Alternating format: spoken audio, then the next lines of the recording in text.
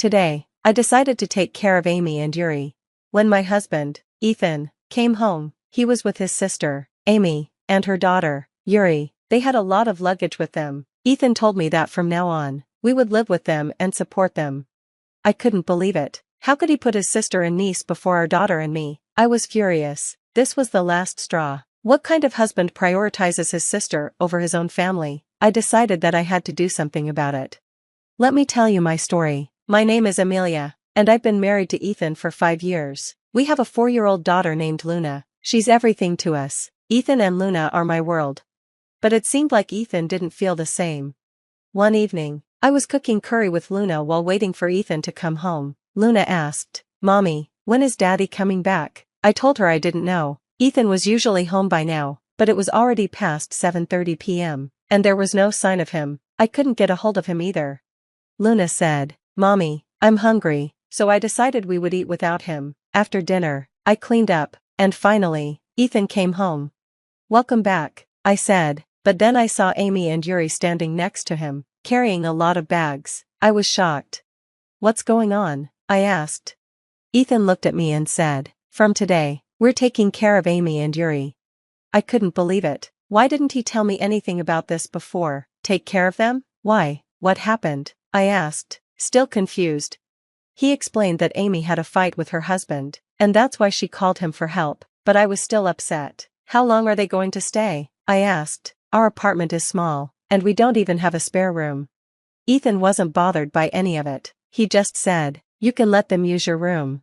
Ethan suggested, "You can move to Luna's room, then we'll have a free room for Amy and Yuri." What? I couldn't believe my ears. My husband expected me to just accept all of this without question. Why do I have to deal with it when we're the ones supporting them? I didn't understand at all. With a big smile, Ethan invited his sister and niece in and told them, "Feel free to make yourselves at home." They didn't even say sorry to intrude and just walked in, settled on the couch, and started watching TV. I pulled Ethan aside and whispered, "Are you out of your mind? Taking care of these two without warning? We don't have much room or money to spare, you know." Ethan sighed and looked annoyed. "Amy's struggling, and you're being so cold. Can't you at least help her out?" I was getting frustrated. It's not that I don't want them to stay for a while, but supporting them like this is too much. They should help with groceries. He looked at me like I was crazy. "You're so stingy. Amy's not working, so of course, she can't contribute."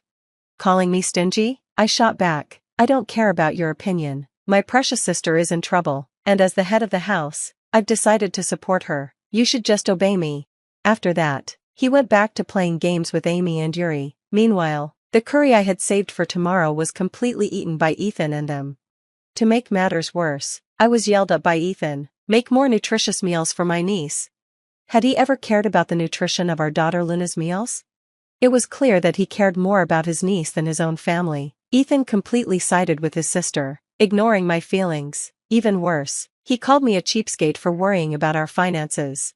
I wasn't asking for much. She couldn't help with food costs because she wasn't working, but that wasn't my problem. No matter how much they were struggling, we couldn't afford to take care of them for free forever. The next day, and the days after that, my husband only focused on spoiling his sister and niece. He barely paid any attention to me or our daughter. "Amy, I got the cake you wanted," Ethan said. "Oh, thanks, Ethan," Amy replied. "I saw some toys from Yuri's favorite cartoon on sale, so I bought them," he said, excited. The cake was just for his sister and niece, and of course, the toys were only for Yuri. Our daughter and his niece are about the same age, so it was obvious that Luna would also love some cake and toys, but I told myself to be patient. Once Amy and her husband made up, they would leave, and everything would go back to normal. I managed to hold back my anger, thinking it was just temporary. Then one day, my daughter asked, "Mom, does Dad like Yuri more than me?" I was shocked. She said, "He's always nice to Yuri, but he doesn't even respond when I try to talk to him." As she said this, Luna's eyes filled with tears. I didn't know what to say, so I just hugged her tightly. "Don't worry, he's your dad, Luna," I said, trying to comfort her. Though I calmed her down for now, I knew this couldn't continue. A few days later, I talked to Ethan. "You need to change your attitude. Luna feels left out. It's okay that you care about Yuri, but you need to spend time with Luna, too." He sighed. "Alright, it's such a hassle though." A hassle? Our child is Luna, not Yuri, I said. Fine, I'll pay attention to Luna, alright? He replied, but he didn't seem too sincere. Even though I talked to him about Luna's feelings, things didn't change. Luna would look at her dad, happily playing with Yuri, with sad eyes. It wasn't like my sister-in-law, Amy, was going to take care of our daughter. Ethan and Amy were always with Yuri, and I was the only one who paid attention to Luna. She still seemed lonely. A whole month passed living with Amy and Yuri, and my family was falling apart. We could barely make ends meet, no matter how much I cleaned. Our apartment was always messy because Amy and Yuri never helped clean up. Ethan continued to spoil his sister and niece, ignoring me and our daughter. I couldn't take it anymore. I finally confronted him. You've gone too far. I'm sick of this. Can you seriously think about our future? I asked. What's this all of a sudden? Ethan replied.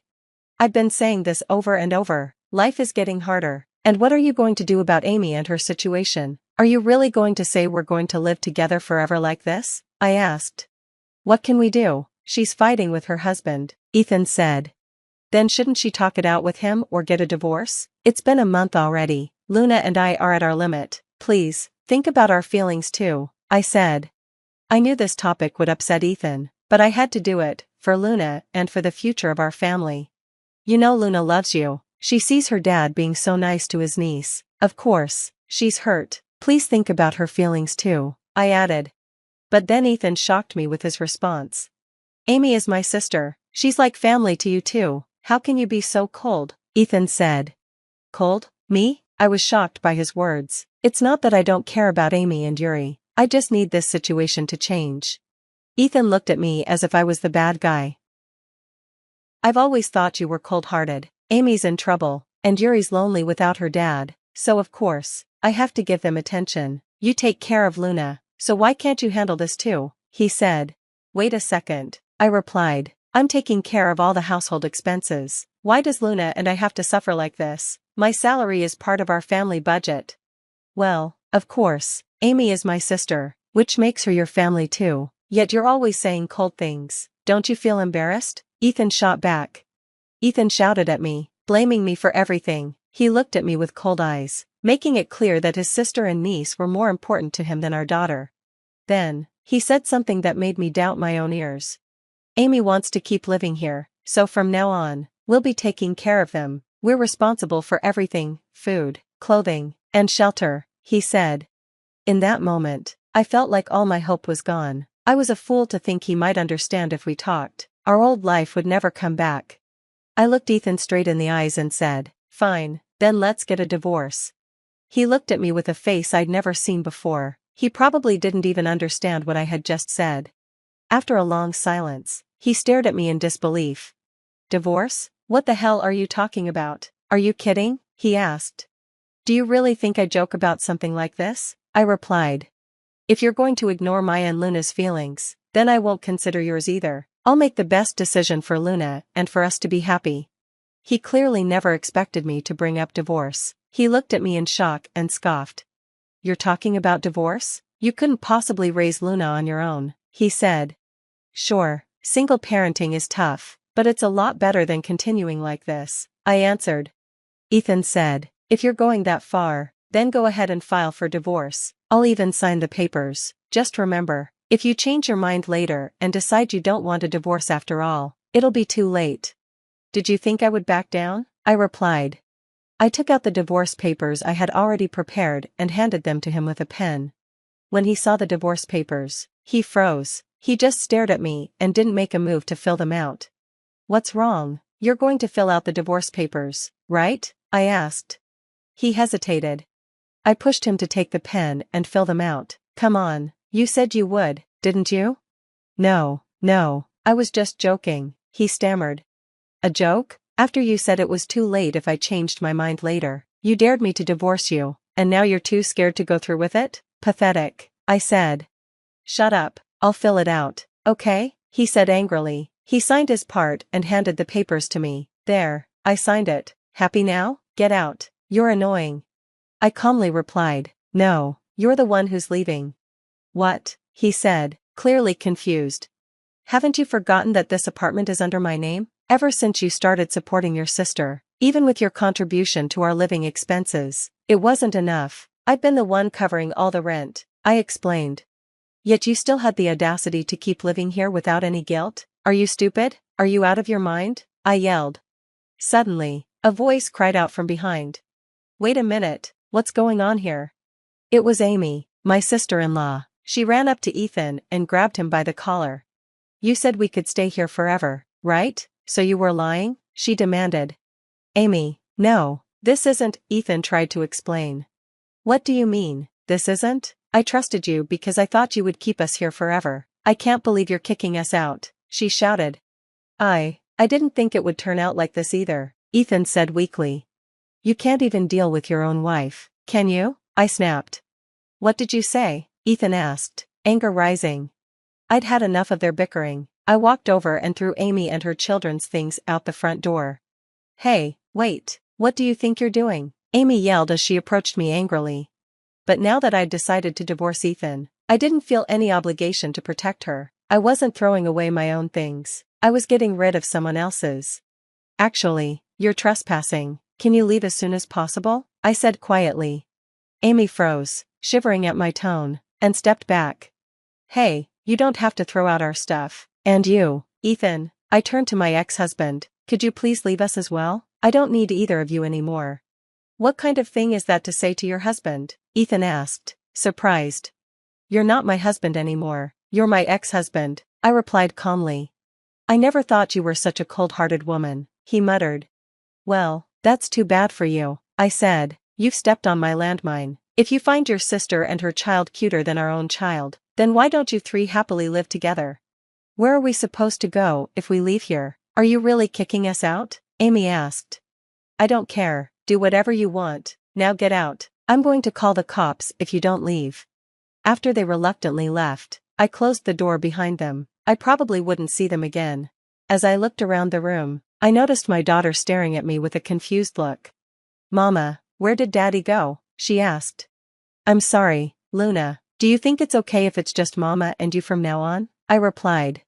My daughter hesitated for a moment, but then her smile returned. I'll be okay as long as Mama's here. I'm fine as long as I'm with you, she said, running up to me. I hugged her tightly. That's right, even without my husband, we would be fine. The two of us could still be happy. Later, I sent all their belongings to my husband's parents' house and explained the situation over the phone. It seems my husband and his sister's family had gone back to their parents' house, but they were disowned and kicked out by their furious parents. As a result, my ex-husband rented a small apartment where he now lives with his sister and niece. As a family of three, they probably wanted that, so I didn't care. I later found out that the reason my sister-in-law argued with her husband was because of her spending habits. Now, her husband is asking her to repay the money she spent, almost every day. My ex-husband has been sending me annoying texts like, I was wrong, so forgive me, I love you and Luna the most, I want us to be a family again. Of course, I didn't reply to any of them, and they were quickly deleted from my inbox. Luna doesn't want to see her dad at all, so we have no plans to meet him. I plan to move out of this place soon because it would be a problem if they came here. For my daughter, I want to give her all the love and everything she deserves, even without a father. I want her to live a happy life. Yesterday was my younger brother Ted's wedding. My boyfriend Ian, who's a lawyer, and I were getting ready to return to Seattle. Before checking out of the hotel, I opened my banking app to pay the hotel bill, but the number on the screen froze me in place. Ian, my voice trembled. What is it? My account, $8,400 is gone from my account. Gone? What do you mean? Ian looked over my shoulder at the screen. I pointed at the number with a trembling hand. There was over $10,000 here last weekend. Now there's only $1,600. Ian frowned and took my phone. He quickly checked the transaction history and saw a series of unfamiliar transfers. $2,000 toward a credit card payment under my sister Amelia's name. $4,000 to an account under the name of her husband, Nicholas. $2,400 to my mother's account. All of it was done last night, while I was in the shower. I was at a loss for words. I didn't make these transactions. Someone accessed your account. Ian's voice was low and edged with anger. Anna, we need to contact the bank immediately. As we came down to the hotel lobby, my mother called. The timing was strange. Anna? Thank you for yesterday. Ted was really happy. Her voice was as normal as ever. Mom, I need to ask you something. I tried to sound calm. There were several $1,000s transferred from my account yesterday. Do you know anything about that? After a brief pause, she laughed brightly. Oh, that! It was actually less than I expected. Her words froze me. What do you mean? Amelia said so. She saw your account had more money than she thought, so we decided to split it. My mind went blank. Nicholas said you always have money, but no real use for it. Just think of it as a wedding gift for Ted, okay? Ian noticed my expression and came closer. I put the call on the speaker. Mom, that's theft. My voice trembled. Oh, don't be so dramatic. We're family, aren't we? You always think only about yourself. You're single and make a high salary, of course you should help your family. Ian took the phone from my hand. Hello, I'm Anna's boyfriend. What you've done is illegal. Withdrawing money from her account without her permission is a crime. Oh, the lawyer. Stay out of family matters, will you? Her voice grew colder. I took the phone back. Mom, how did you access my account? Ask Amelia. She did it. And with that, she hung up. We left the hotel and got into the car. Ian silently held my hand. Let's go to my parents' house, I said firmly. I want to hear the truth directly. 30 minutes later, we were standing at my parents' front door. Before I knocked, Ian placed a hand on my shoulder. Stay calm. Don't let emotions take over. I nodded and knocked. A voice came from inside. It was Nicholas. My father opened the door. Oh, Anna. I thought you were leaving already. I walked straight to the living room. Amelia, Nicholas, and my mother were there. Nicholas still had a smile on his face. I was sure he was the one I had heard laughing earlier. They had been talking about something, but fell silent when I entered. How did you access my account? My voice shook. Amelia shrugged. In the hotel room, while you were in the shower. Your password was easy. You always use the same one. Why? My voice was hoarse. Nicholas replied. Why? Because we needed the money. You live a luxurious life alone, but we have kids to raise. He spoke as if it was the most natural thing in the world, lounging on the sofa. Anger surged inside me. Don't try to justify stealing. Anna, don't make such a big deal out of this. My mother said it in a tone meant to calm me down. My father, still seated, opened his newspaper. Keep your voice down. Ian stepped forward. Anna has supported all of you for years. She gave Harry an expensive birthday gift. She bought Margaret a game console. Isn't that enough? Amelia scoffed. That's just her duty, isn't it? Anna's single, no kids. We have responsibilities. Harry's lessons, Margaret's school, all of it costs money. Nicholas, still smiling, added. It was only a small portion of your money anyway. You make a lot, don't you? I felt a flood of memories flash before my eyes like a slideshow. The list of wants Amelia had sent for Harry's 10th birthday. Even the cheapest item was over $300. I had wanted to say no, but my mother said, "You're not going to give your niece anything? You're better off than the rest of us," and in the end, I bought an expensive tablet. Now those moments look different to me. I wasn't blessed I was being used. I want it back, I said firmly. Every cent. Right now. Nicholas laughed again. That's impossible. It's already gone. We used it for Ted's wedding gift to pay off some debts and a little shopping. Shopping? Amelia answered. The smartwatch Nicholas wanted. The same one you were flaunting. My head spun. Flaunting? That was a gift from Ian to celebrate my promotion, something precious to me. Anna, my mother said. You always overreact. We're family. It's only natural to lend and borrow money. Lend and borrow? Ian said. This is theft. My father raised his head for the first time. Young lawyer, don't be dramatic. Don't bring the law into a family matter. I stood frozen. This was my family. The people I had loved and supported. But to them I was just an ATM. Anna, let's go, Ian said, placing a hand on my shoulder. There's no point in staying. As we walked toward the door, Amelia called out from behind. Don't be so mad. With your salary, you'll make it back in no time. And we truly needed that money more than you. When I turned around, she looked like she meant every word. Not a trace of guilt. As if I was selfish for trying to protect my own money. Goodbye, I said.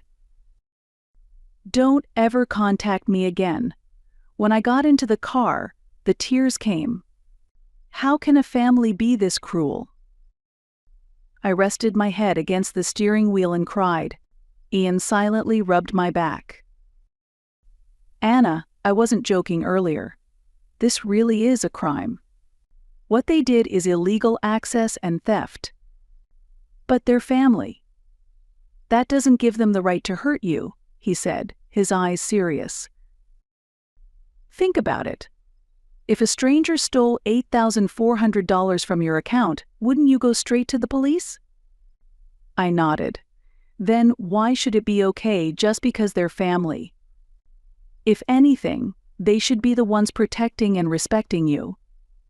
His words echoed inside me. On the way back, we decided to stop by Ted's apartment. He was supposed to leave for his honeymoon soon, but said he was still packing. When he opened the door, he looked tired. Anna? What's wrong? I thought you'd already left. What happened? Looking at my face, Ted seemed to sense something serious had occurred. $8,400 was stolen from my account. Amelia, Nicholas, and Mom and Dad seemed to be involved.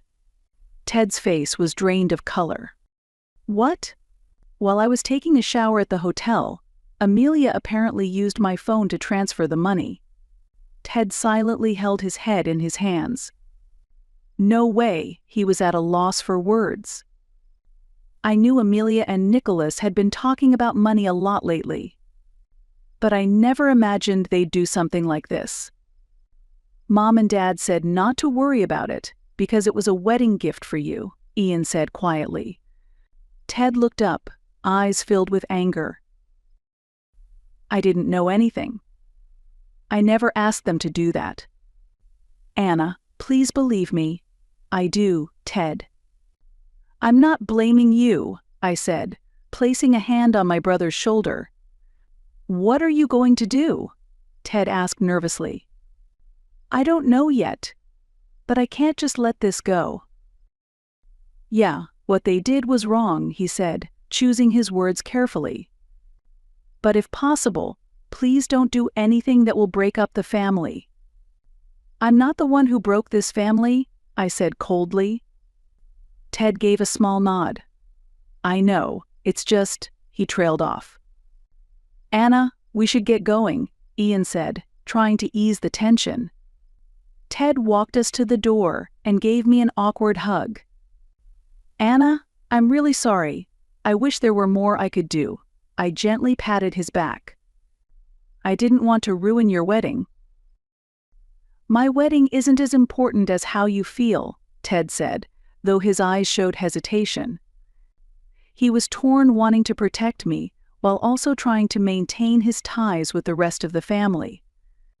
Back at our apartment, we sat in silence for a long time. Ian was in the kitchen making coffee, occasionally glancing at me. Feeling any calmer? He asked, handing me a mug. I nodded silently and said in a trembling voice, I can't believe this. That this actually happened. I never realized they were using me. Ian held my hand. Because you're kind. Because you trusted your family. But this time is different. They accessed my account without permission and stole my money. Ian thought for a moment. Anna, this is clearly a crime. You have the right to take legal action. You mean report them to the police? My own family? Yes, they're the ones who did something wrong. Not you. The next morning, Ian left early saying he had some things to look into. I stayed home from work and spent the whole day in the apartment. In the afternoon, Ian returned. Take a look at this, he said, carrying a large file. He spread it out on the living room table, materials on financial crimes, and a detailed guide on how to gather evidence of unauthorized access. I consulted with a colleague at my firm who specializes in financial crime, Ian explained. According to her, financial exploitation by family members is more common than we think. Single high-income earners tend to be targets. I flipped through the documents. Is all of this really necessary? They're my family. Ian looked serious. Anna, what they did was a crime. If you don't do anything this time, they'll just do it again. And next time it could be for even more. So what should I do? First, we collect evidence, he said.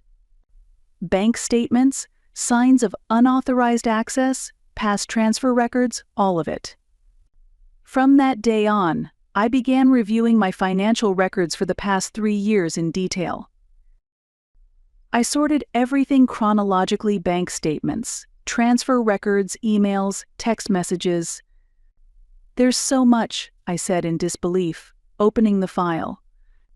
Just in the past year, the total amount I had sent or loaned to my family exceeded $15,000.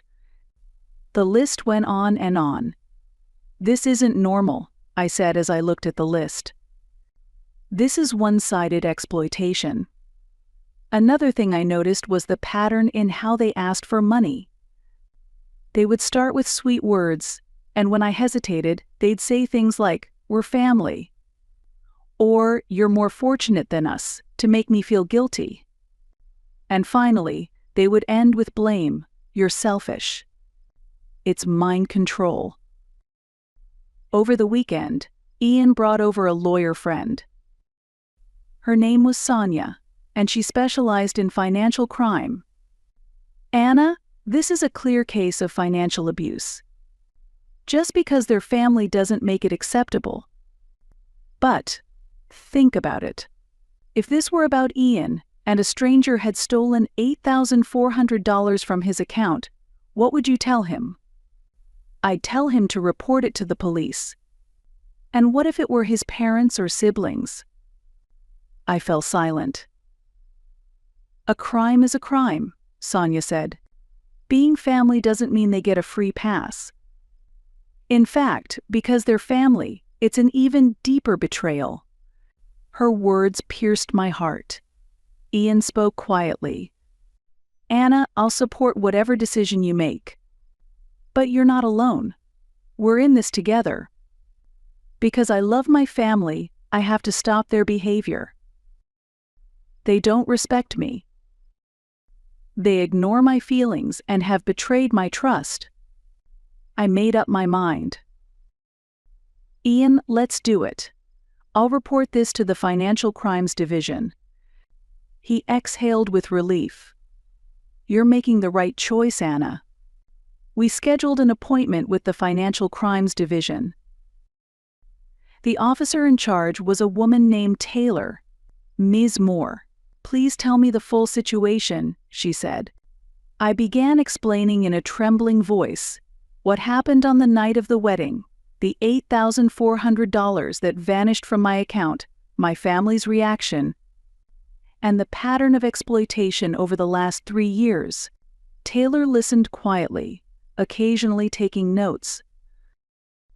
Ian sat beside me, adding technical explanations when needed. Do you have any evidence? Taylor asked. Ian handed over a prepared folder. Bank records, evidence of unauthorized access, patterns of previous transfers, emails and text message conversations. After thoroughly reviewing the contents, Taylor looked up. Ms. Moore, this is clear evidence of financial crime.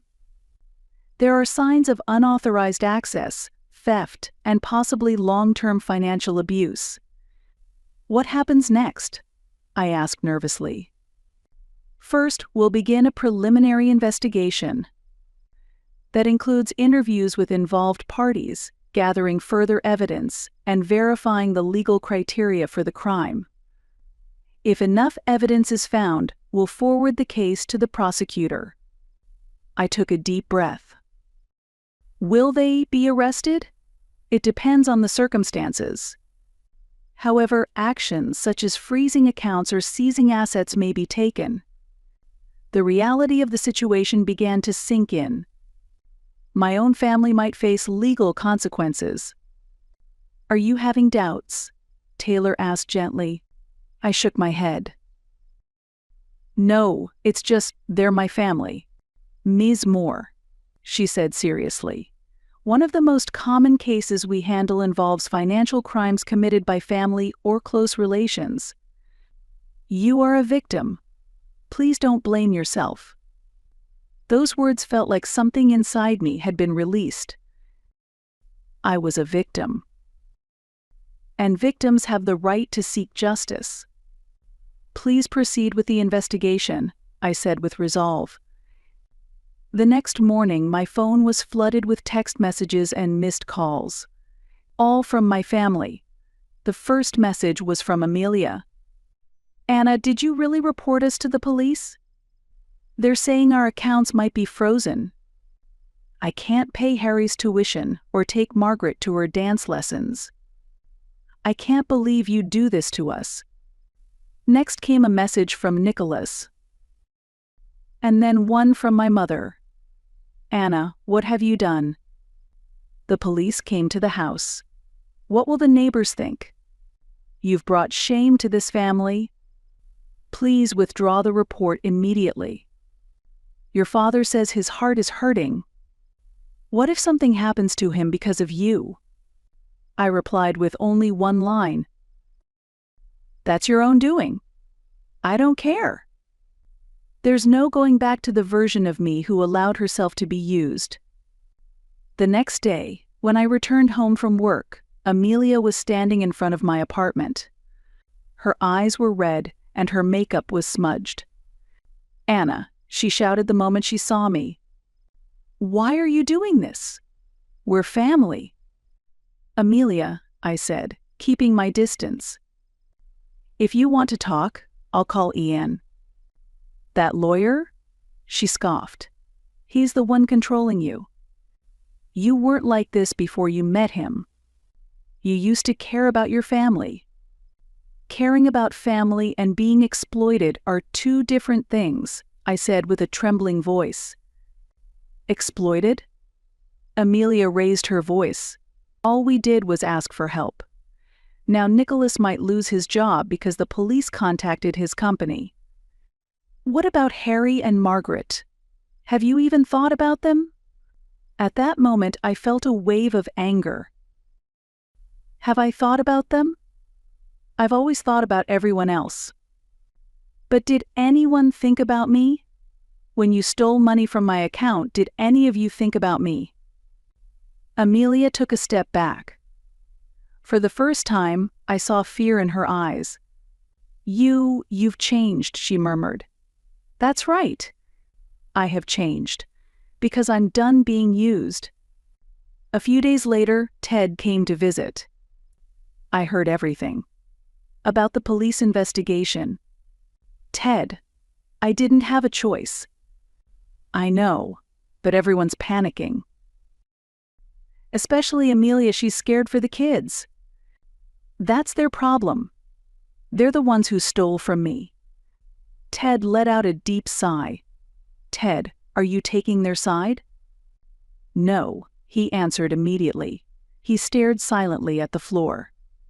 "Is there anything I can do?" "Any way I can help. If you really are on my side, tell them what they did was wrong, and that they owe me an apology." "I'll try talking to them," he said weakly. "But I don't know if they'll listen." After Ted left, Ian wrapped his arm around my shoulder.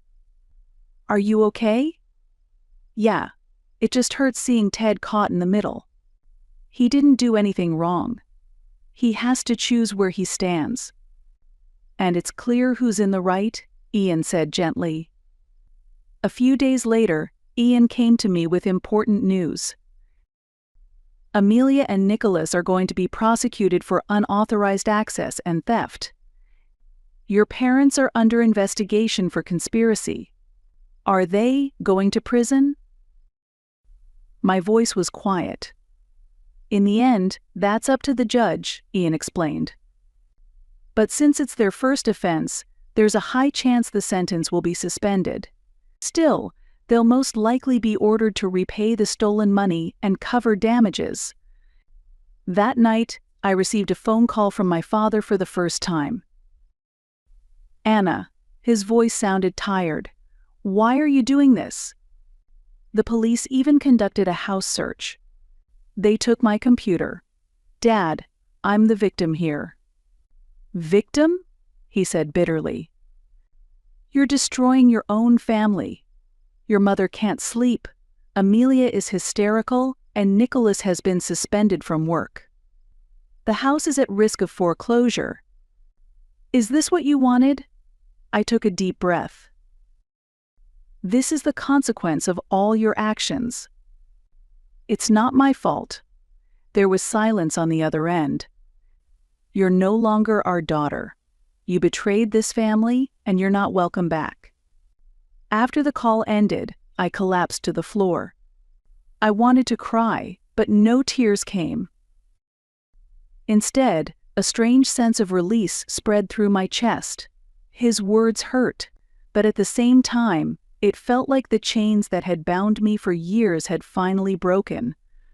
That weekend, Officer Taylor contacted me again. "Amelia Walker and Nicholas Walker have been formally charged. As for your parents, due to insufficient evidence, they will not face criminal charges. However, they may still bear civil liability. There will be a preliminary hearing next week. After that, the trial date will be scheduled." She hesitated for a moment before continuing. "Ms. Moore, have you experienced any pressure or threats from your family?" I recalled my father's final words. "They've disowned me." "That must be difficult," Taylor said sympathetically. "But your safety is our top priority. If needed, we can consider a restraining order." I told Ian everything, what my father had said, and how I felt cut off from my family. "Anna, you're doing the right thing," Ian said. "There are consequences to their actions. And it's not your fault. But I've lost my family." "Real families are the ones who respect you and care about you," Ian said quietly. "They didn't respect you. They ignored your boundaries and betrayed your trust. That's not what family does."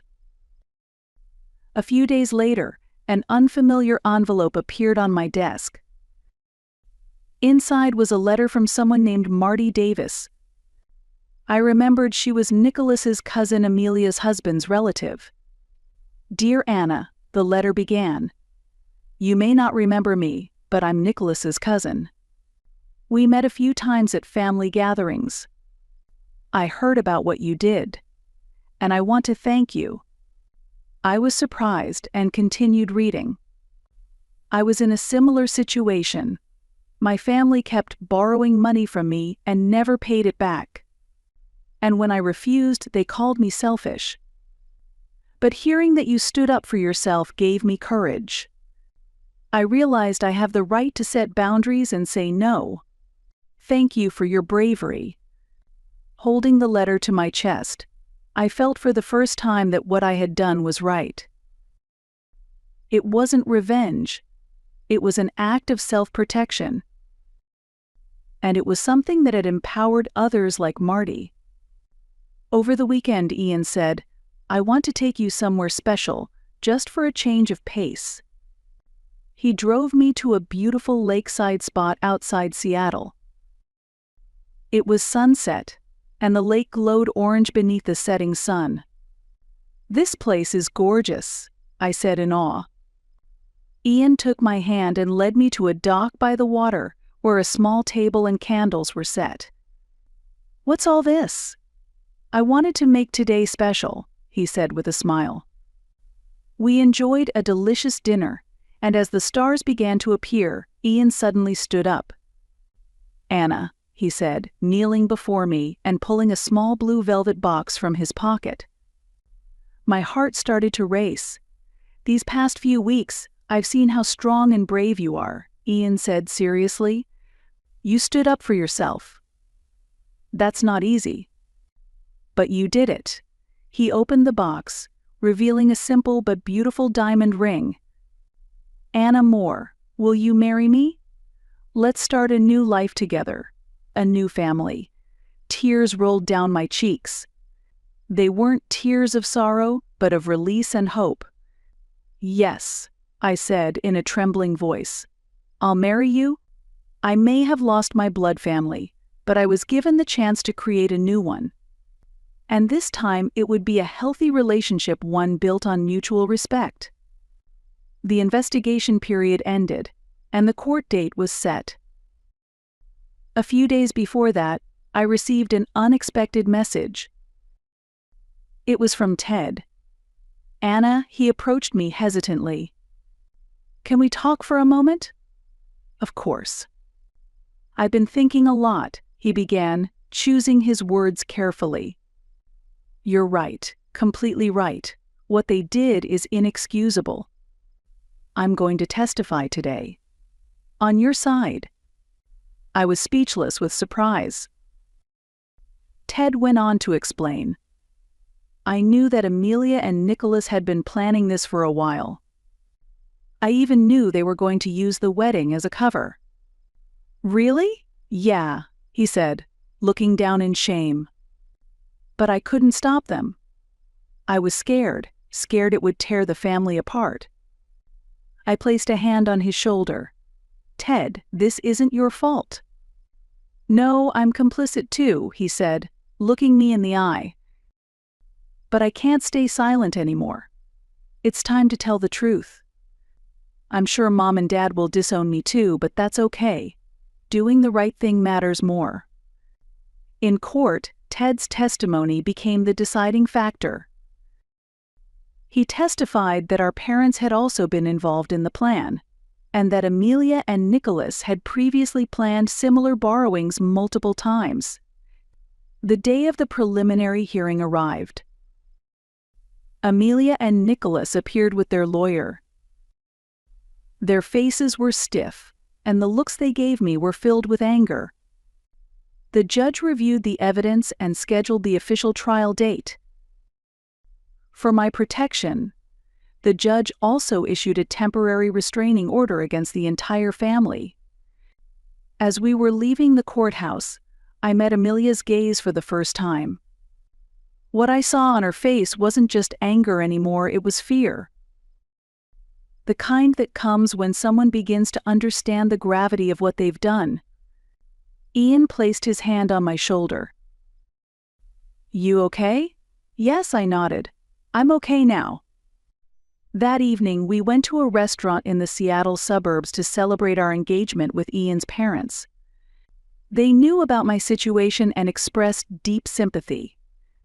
"You're part of our family now," Ian's mother, Estella, said. "Family means taking care of one another and treating each other with respect." Tears welled up in my eyes at her words. It was the moment I truly understood what a real family looked like. As we left the restaurant, Ted was waiting outside. "Ted," I said, surprised, and hugged him. "What are you doing here?" "I heard from Ian," he said shyly. "Congratulations." "Really?" I looked at Ian. He was smiling. "He's your family. Your true family." "Ted, what will you do now?" I asked with concern. "I'll be okay," he answered confidently. "I'm planning to find a new job. In Seattle." "In Seattle?" "Yeah," he nodded. "I want to be close to you, as a real family." His words filled my heart with warmth. I hadn't lost everything. I still had my brother Ted, and I was beginning to build a new family. A few weeks later, I received another message from Marty Davis. This time, it was an email. "Dear Anna, thanks to you, I've started reclaiming my own life. Your courage inspired me to say no to my family. I didn't take legal action like you did, but your story is reaching many people. You helped me realize that we don't have to silently endure exploitation just because it's done in the name of family." After reading her email, I took a deep breath. The knowledge that my actions were giving others strength filled me with warmth. And then the official trial began. Amelia and Nicholas pleaded guilty during the arraignment. Their lawyer requested a suspended sentence, citing financial hardship and the presence of children. The judge considered all the evidence and mitigating circumstances before delivering the verdict. The defendants are hereby sentenced to 3 years of probation for the crimes of unauthorized access and theft. They are ordered to repay the stolen amount of $8,400 and pay $5,000 in damages for emotional distress. Furthermore, they must comply with a 5-year restraining order prohibiting contact with the victim. As I left the courthouse, I felt unexpectedly clear and calm. This wasn't revenge. It was justice. And it was self-defense. That night, the local news covered the case. Under the title, "The Reality of Financial Crimes Within Families," my case was introduced anonymously. It became a trigger for raising awareness about financial abuse committed by family members. After the broadcast, messages began appearing in my social media inbox. Strangers shared that they, too, had suffered in similar situations. "Thank you for your courage. You've given me the strength to stand up." Messages like these poured in. Ian smiled beside me. "Look, Anna, you're becoming a symbol of hope for so many people." 60 days passed after the verdict, and the payment deadline came and went. Then surprising news arrived. The court's orders had been enforced. Amelia and Nicholas's bank accounts were frozen. Some of their assets were seized to cover the damages. In addition, Nicholas's company terminated his employment. The reason was his conviction for financial crime. According to one of Ian's colleagues, their house was now at risk of foreclosure. Because of the court's enforcement, they could no longer pay the mortgage. The day after the restraining order was issued, more news broke. Nicholas had been officially dismissed by his employer due to the criminal charges. Ian's colleague also told us their house was in danger. With their bank accounts frozen, the mortgage could no longer be paid. Apparently, my parents were facing similar circumstances. Hearing all this, Guilt briefly flickered in my chest. But I quickly recalled Ian's words. This is the result of their actions. It's not your fault. At last, I felt like I had reclaimed myself. I could feel my life moving in a new direction, freed from the chains once labeled family. This time, I would build bonds with a true family. That's strange. With sleepy eyes, I opened my banking app and stared at the screen, unable to move for a moment. The account balance had suddenly dropped. I rubbed my eyes to confirm the amount and checked it again. Balance, $532. With trembling fingers, I opened the transaction history and saw a large withdrawal dated the previous day. Transfer to Adam Jones Real Estate Corporation, $320,000. I felt my strength leaving my body. Adam Jones Real Estate, it's the company run by my uncle, my mother's younger brother. The $320,000 that disappeared from my account was the only inheritance my grandfather had left me. And that large sum had been stolen by my own family. Just 12 hours after the Thanksgiving party. My name is Grace Brown. I'm 28 years old and work as an art director at an advertising agency in New York.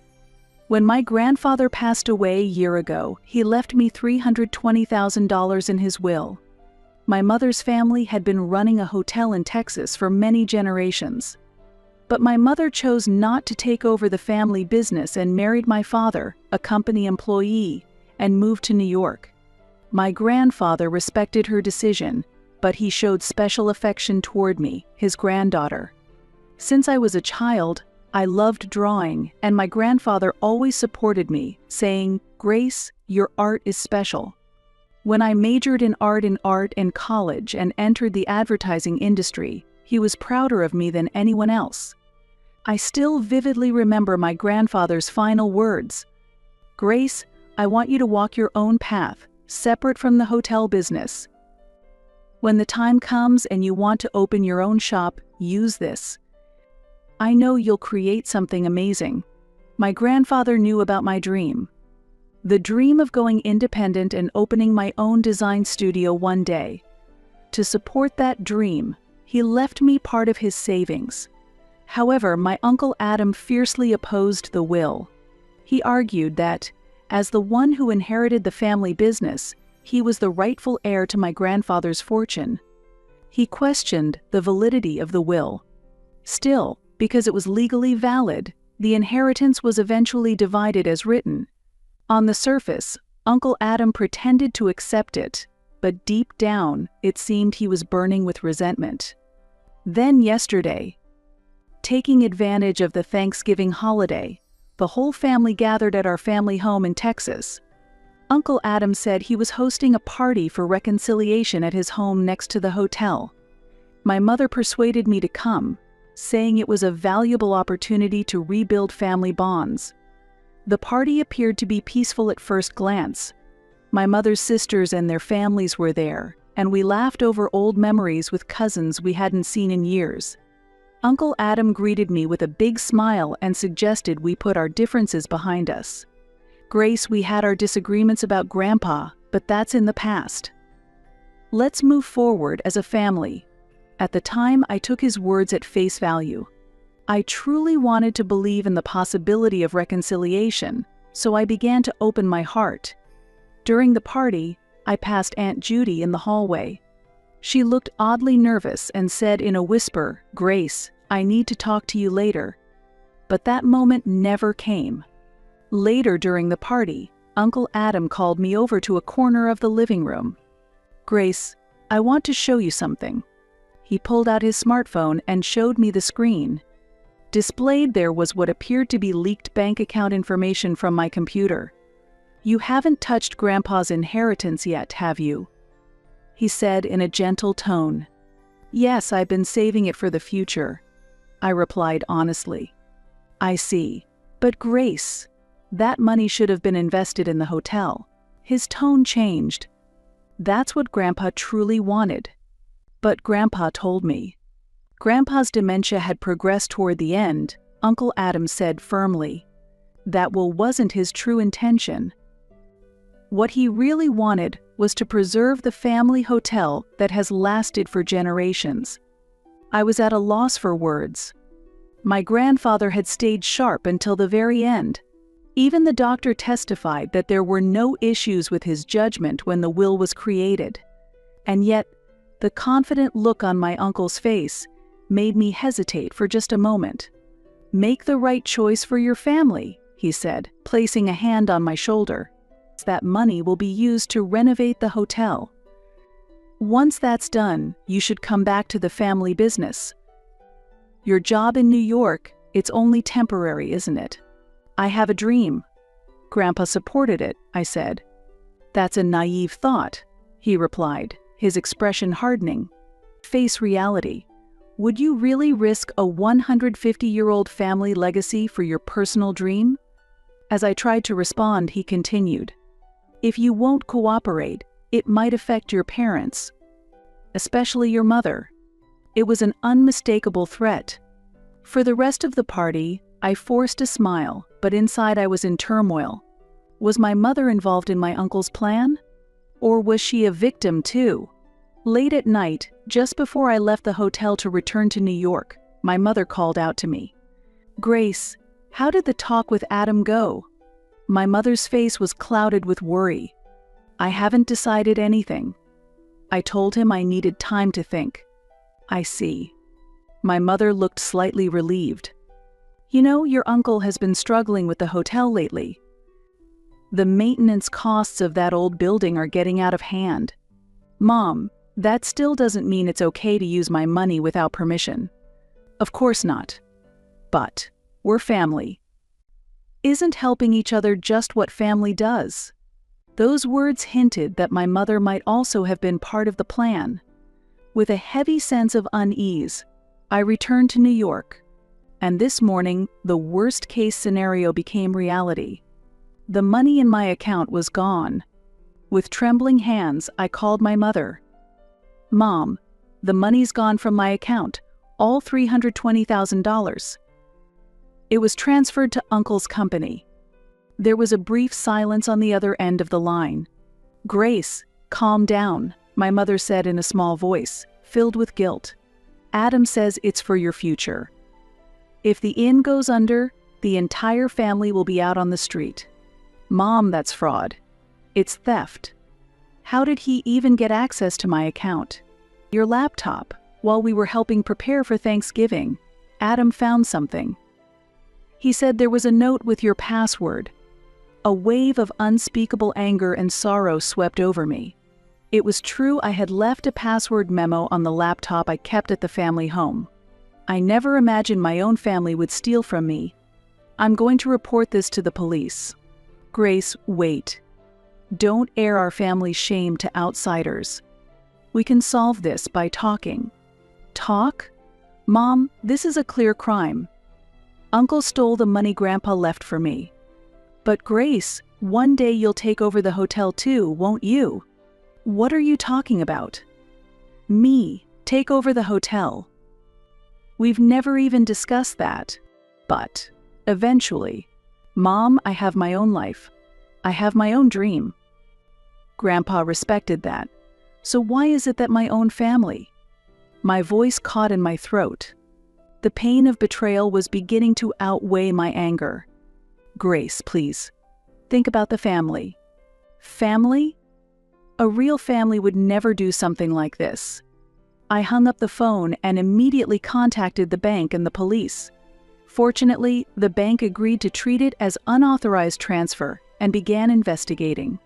However, since it involved a family dispute, they warned that resolution might take time. I called my workplace and informed them I needed to take emergency leave. Then I headed to a law firm. While waiting in the reception area for my turn, calls from my mother kept coming in, but I couldn't bring myself to answer. Instead, memories of my grandfather came flooding back. He was a gentle and wise man. Though he dedicated his life to running the hotel, he always respected the individuality of each family member. When my mother decided not to inherit the business and move to New York, Grandpa had said, having the courage to follow your own path is something to be proud of, and supported her. He used to tell me often, the most important thing in life is to live honestly with yourself. With those words in my heart, I had continued to chase my dream. And now, the time had come to fight for that dream. The meeting with the lawyer was tougher than I expected. Mizu Brown, the facts are clear, but since this is a family matter, things can get complicated, the lawyer explained calmly. Especially because you left a password memo on your computer, it could be interpreted as giving implied consent. But that's not true. I never imagined they would steal from me. Of course. Still, in a legal battle, emotional points don't carry weight. The details of what happened will be key. During the consultation, I received a call from my uncle. Following the lawyer's advice, I put the call on speaker and began recording the conversation.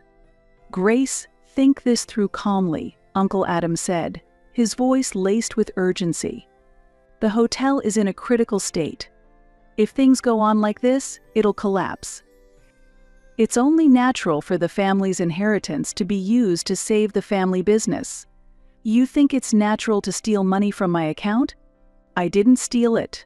I just borrowed it temporarily. Once the hotel stabilizes, I'll pay it back. There's no way I can believe that. I've already spoken to the police and a lawyer. They're treating it as unauthorized transfer." His breathing grew heavier on the other end of the line. "The police? Are you serious? You're going to expose our family's shame to the world? The real shame is stealing from your own family. Listen, Grace. If you take this to the police, your mother will suffer too. You won't be able to come back home. Are you ready to be ostracized by the entire family? Threats won't work. Return the money Grandpa left for me. Grandfather was delusional in the end. That will is invalid. All the medical documentation and legal procedures were completed without any issue. Grandpa was lucid until the very end. If that's how you want to play it." Uncle Adam's voice dropped even lower. "There's evidence that Grandpa showed signs of dementia in his final years. I'll make it public." At those words, my lawyer furrowed his brows. It was a clear threat. "Evidence? What kind of evidence do you think you have?" Grandpa's journal. During his last year, he wrote confusing entries. If I release them, his reputation will be damaged. I was speechless. He was now threatening to tarnish Grandpa's name. "We are recording this call," my lawyer said calmly.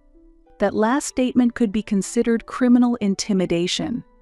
I heard Uncle Adam gasp on the other end. "Who are you?" "I'm Mizu Brown's attorney. If you continue this conversation, everything will be recorded as evidence." Uncle Adam fell silent for a moment, then muttered, "Grace, you've betrayed your family," and hung up. My lawyer stopped the recording with a satisfied nod. "This will be strong evidence. We now have proof of both theft and intimidation. What should I do?" "We'll file a formal criminal report with the police.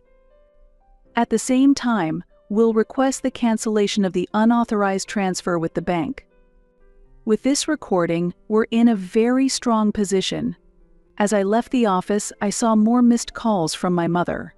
After a long sigh, I finally picked up. "Grace, why would you go to the police?" My mother's voice was on the verge of tears. "Because I've made up my mind. This is a crime." "Why did you take part in stealing my money?" "I didn't take part in it." Her voice cracked.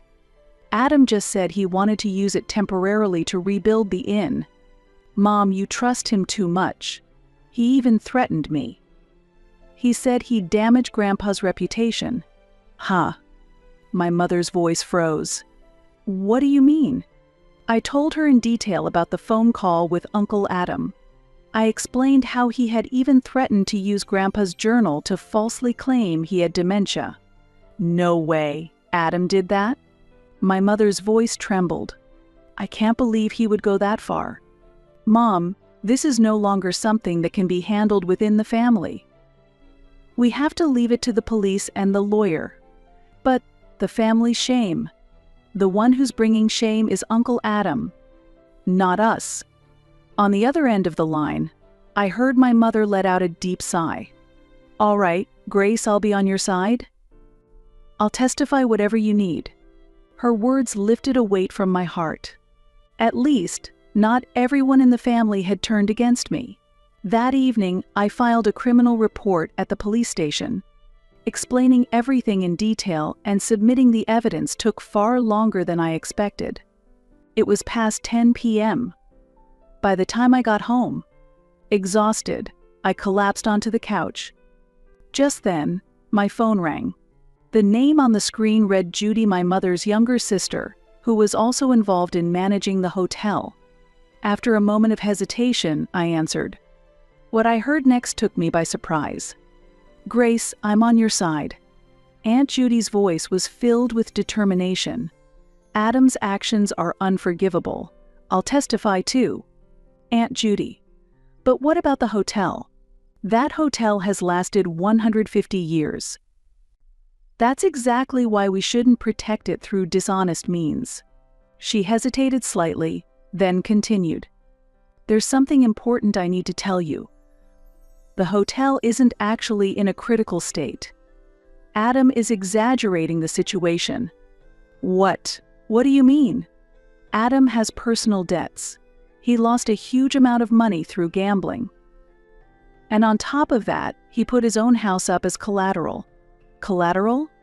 He used his home under his own name as security for a bank loan. If he falls behind on payments, he'll lose the house. That's why he's so desperate. With those words, everything started to fall into place. Uncle Adam's panic, his relentless demands for money, and even his threats. He was truly cornered. Why would he do something like that? At first, he tried to grow his money through stock investments. But he kept failing. Then he got addicted to casinos, trying to win it back. Aunt Judy's voice was filled with sorrow. We all realized it too late. His debt grew and the repayment deadline is approaching. That's why he set his sights on your inheritance to escape that crisis. Does everyone know? I only found out recently. When I checked the books, I found some suspicious withdrawals. When I confronted Adam, he confessed everything. If he doesn't pay by the end of this month, his house will be auctioned off. So that's why he used my inheritance. Yes, he planned to repay his debt and save his house using your inheritance.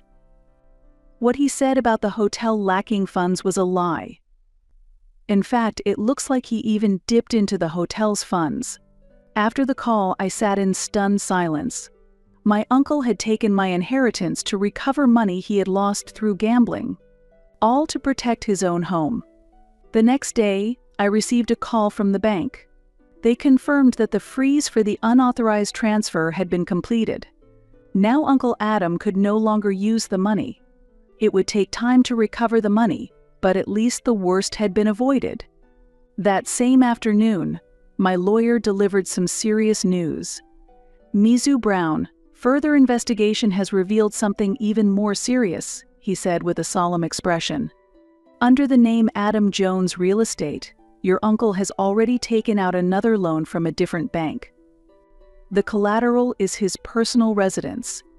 I heard that from my aunt. The problem is, that house is now on the verge of being auctioned. He stole your money to repay that loan. What can I do? Legally, your position is clear. You're the victim.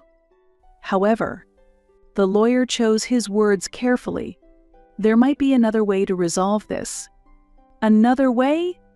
If your money is successfully recovered, how you choose to use it is entirely up to you. If you wish, you could acquire the mortgage on your uncle's house yourself. What does that mean? In other words, you could pay off his debt to the bank and take his house as collateral in return. He wouldn't lose his home, but he would now owe the debt to you instead. I would take his house as collateral? Yes, with the bank's approval, It is fully legal. However, this should be approached not as an emotional decision, but as a calm business judgment. The proposal was unexpected. Just a few days ago, I never imagined a situation where I would hold the mortgage on my uncle's house. "Let me think about it," I replied. That night, I spent a long time thinking. As a designer, I tend to value logic over emotion. If I looked at the situation emotionally, my desire to punish my uncle would be strong. But when I thought rationally, another path came into view. The next morning, I called my lawyer, having made up my mind. "Please proceed with the process to obtain the mortgage on my uncle's house." "Are you sure? This is a matter involving complex family emotions." "Yes, this is not an emotional decision. I'm treating it as a business matter." With the approval of the bank and all involved parties, the process moved forward quickly.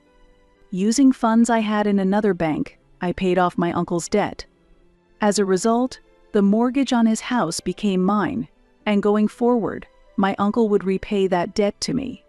A few days later, I got a call from my family. It was from my father. "Grace, can you come home now?" There was an unusual tension in his voice. "There's a family meeting.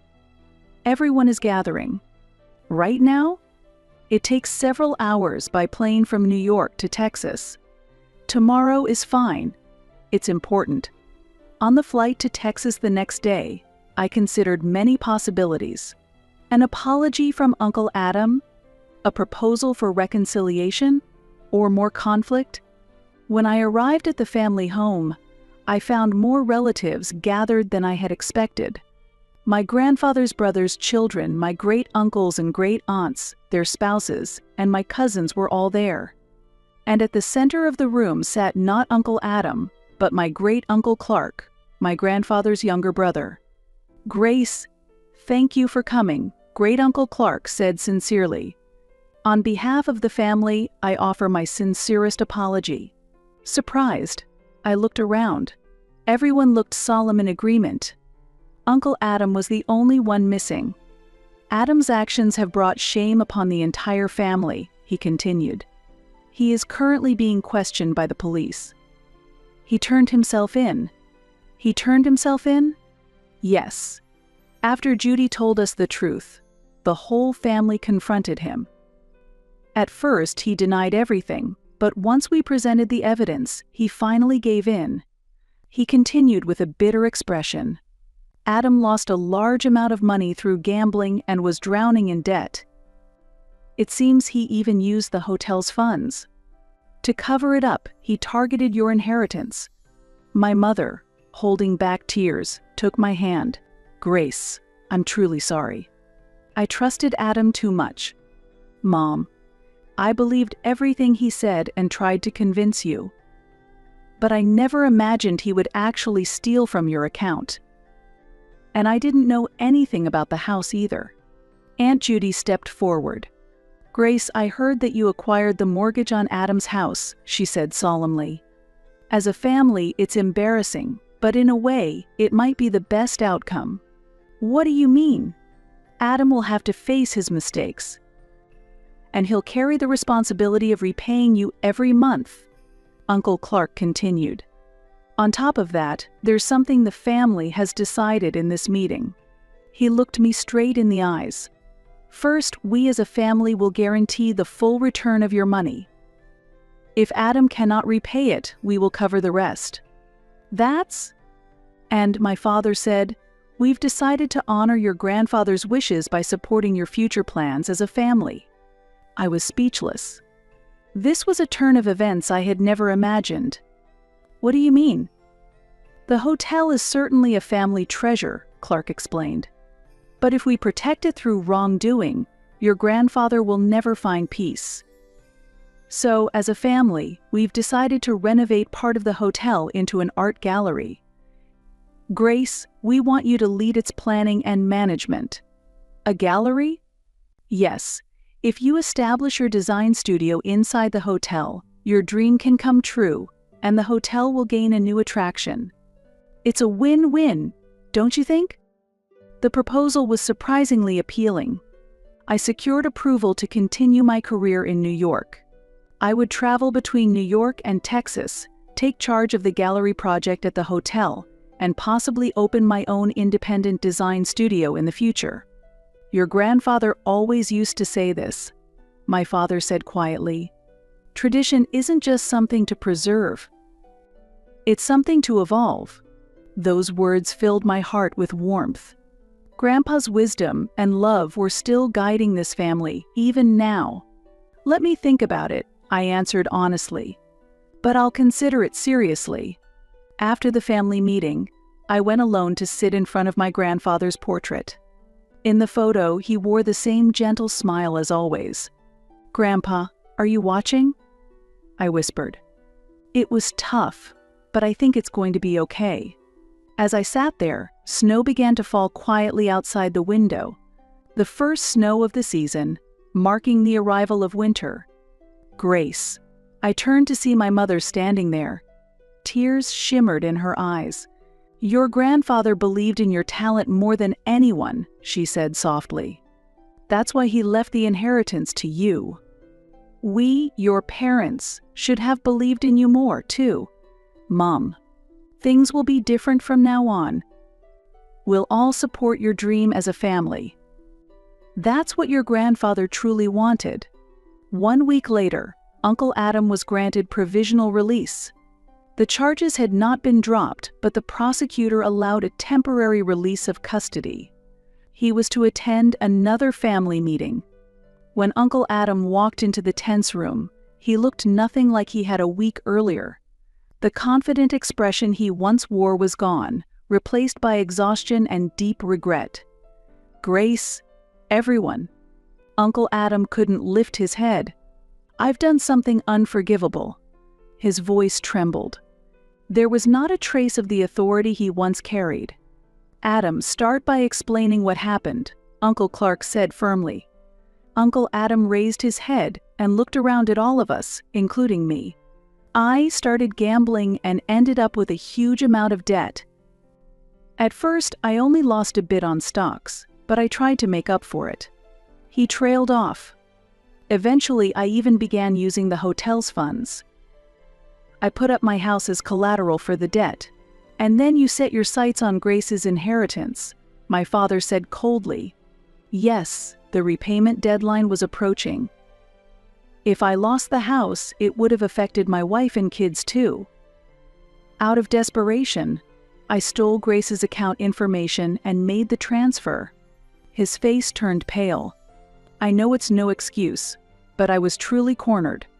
You're aware that Grace now holds the mortgage on your house, aren't you?" Aunt Judy said. Uncle Adam looked up in surprise. "Grace does?" "Yes. Grace covered the portion of the loan you couldn't repay to the bank. She now holds the mortgage on your house. That means from now on you'll be repaying her." Uncle Adam stared at me in disbelief. "Why?" I answered quietly. "I didn't want your family to end up homeless. And Grandpa always valued family bonds.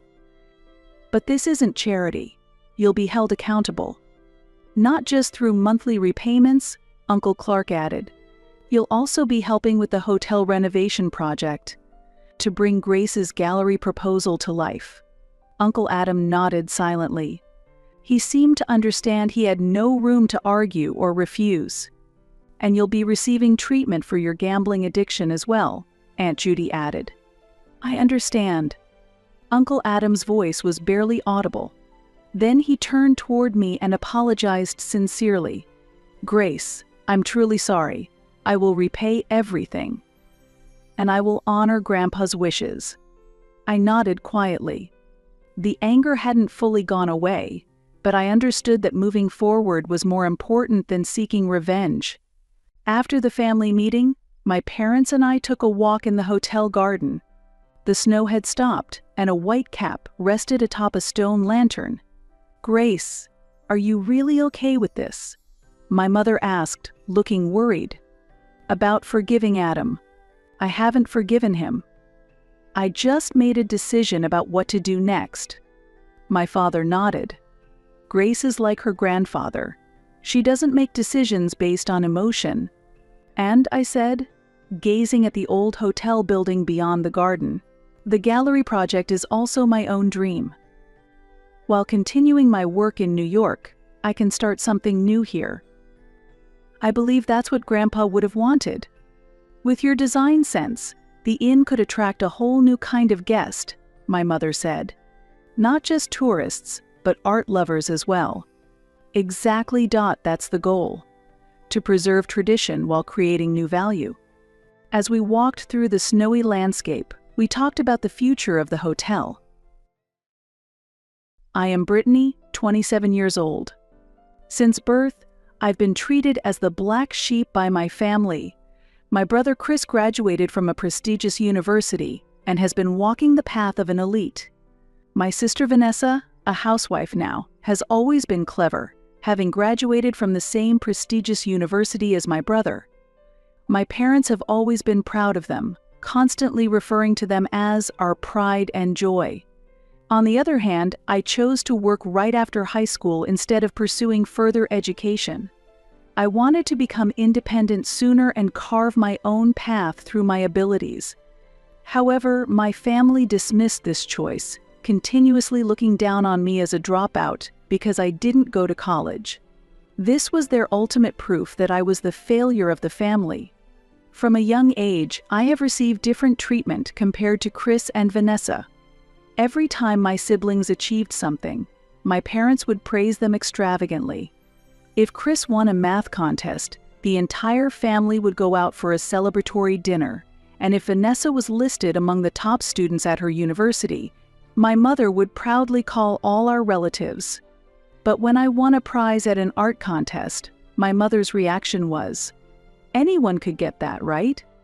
Despite this, I continued to strive for my family's approval. My grades were not bad, but since they were not as outstanding as my siblings, whatever I did was just considered mediocre. Even when I was praised by my teacher at a piano recital, I was told, "It's not like you're going to music school, so it doesn't matter." I gradually came to realize that no matter how hard I tried, it was futile. After high school, I decided not to go to college but to work instead. When I told my family, the dinner table fell silent for a moment. "So, you mean to say you'll be stuck in low-paying jobs all your life?" My sister laughed. "Well, someone has to do the menial jobs for society to function," my brother shrugged. My parents sighed in dismay and said nothing more to me. That was their sign of disappointment. But I was different. Although I didn't go to college, I didn't end up just another worker. After entering the workforce, I worked hard, was recognized by my superiors, and continued to achieve results. Now, at 27, I have succeeded as an executive in a company and earn a high income. But I haven't told my family any of this. They wouldn't listen to me anyway. One day, I received an invitation to Christmas dinner from my mother. It's an annual family gathering, but I had been skipping it for years, citing work. This year, tempted by my mother's insistence, "Show your face," for once I decided to attend, harboring a faint hope that perhaps our relationship might improve.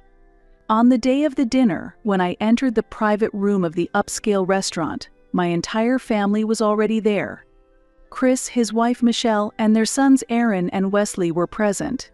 So were Vanessa, her husband Thomas, and their 3 daughters, Mia, Nicole, and Tess.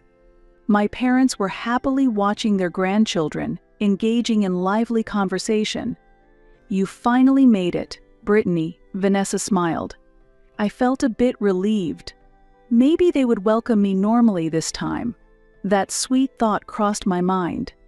But in the next moment, Chris laughed. "We're short of chairs. What about Brittany's seat?" Then my mother coldly stated, "Since you're just a high school graduate, you should sit on the floor." Everyone in the family laughed, even Chris's children snickered at me. "You're joking, right?" I asked, disbelief in my eyes. But my mother's expression didn't change as she said, "It's nostalgic, isn't it? Sitting on the floor like when you were a child. Back then, as a child, I was often pushed aside after my siblings, and if there were no seats, I was forced to sit on the floor. But I thought it was okay because I was just a kid. But now it's different. I'm a 27-year-old adult. Even my nieces and nephews have proper seats, so why am I the only one being forced to sit on the floor? Brittany, since you're just a high school graduate, be humble, Chris laughed. Yes, people at the bottom of society are different from us. Vanessa sipped her wine. The entire family was laughing at me. At that moment, I realized they would never see me as an equal. No matter what I did or how hard I tried, I would always be the failure in this family. Anger welled up inside me. With frustration and humiliation shaking my body, I still managed to suppress my emotions and quietly headed towards the door. What's wrong? Did you get upset? Chris sneered sarcastically. How selfish. You should just sit quietly, Vanessa added. Let's start the meal. My mother spoke as if nothing had happened. I didn't say anything. I just looked around at them. Then, I said just one sentence. Sorry for disturbing you all. With that, I left the private room. I could hear the family stirring behind me. Wait, Brittany. My mother's voice followed me, but I didn't look back. At that moment, I decided. I was done with this family. I would no longer give a part of my life to people who look down on me and ridicule me. They would probably realize what they had lost, but not anytime soon. As I left the restaurant, I felt the cold winter air and took a deep breath. Anger and frustration swirled inside me, yet curiously, no tears came. Crying over it seemed foolish now. My family had always looked down on me, mocked me, and trampled on my efforts. It had been that way since childhood. There was no reason to engage with them any longer. My smartphone vibrated. Without checking, I knew it was messages from my family. Sure enough, names like Chris, Vanessa, and my mother appeared on the notification screen. From my mother, after all the trouble of inviting you, aren't you being rude? Chris said, grow up, Brittany. It was just a joke, right? Vanessa commented, are you satisfied with ruining a family gathering? You're too selfish. I sighed and deleted those messages unread. Their words could no longer reach my heart. They had always thought of me as a failure. They must have thought I was just a high school graduate, stuck in low-wage jobs, desperately working. But the reality was different. I now hold a position and earn an income that anyone would envy. Right after high school, I started working as an apprentice in an administrative role at a small company. I had no special skills, but lacking academic credentials, I had to work harder than anyone. I arrived earlier and left later than anyone else each day. I took on tasks no one else wanted and thought thoroughly about how to correct any mistakes I made. My attitude was noticed by my supervisor then, who is now president of my company, Mr. Patrick Brown. He valued real ability and effort over academic background. Brittany, you work hard. Unlike the others, you have grit, he told me 2 years after I joined. I was thrilled. For the first time, I felt that someone recognized my efforts. Later, Patrick started his own company from scratch. Now, he's well known in the industry for growing his business into a renowned enterprise. When I heard he was starting his own company, I decided without hesitation to follow him. I wanted to grow further using what I had learned under him. Under his leadership, where skills are valued over academic degrees, I knew I could test my own abilities. So I worked even harder.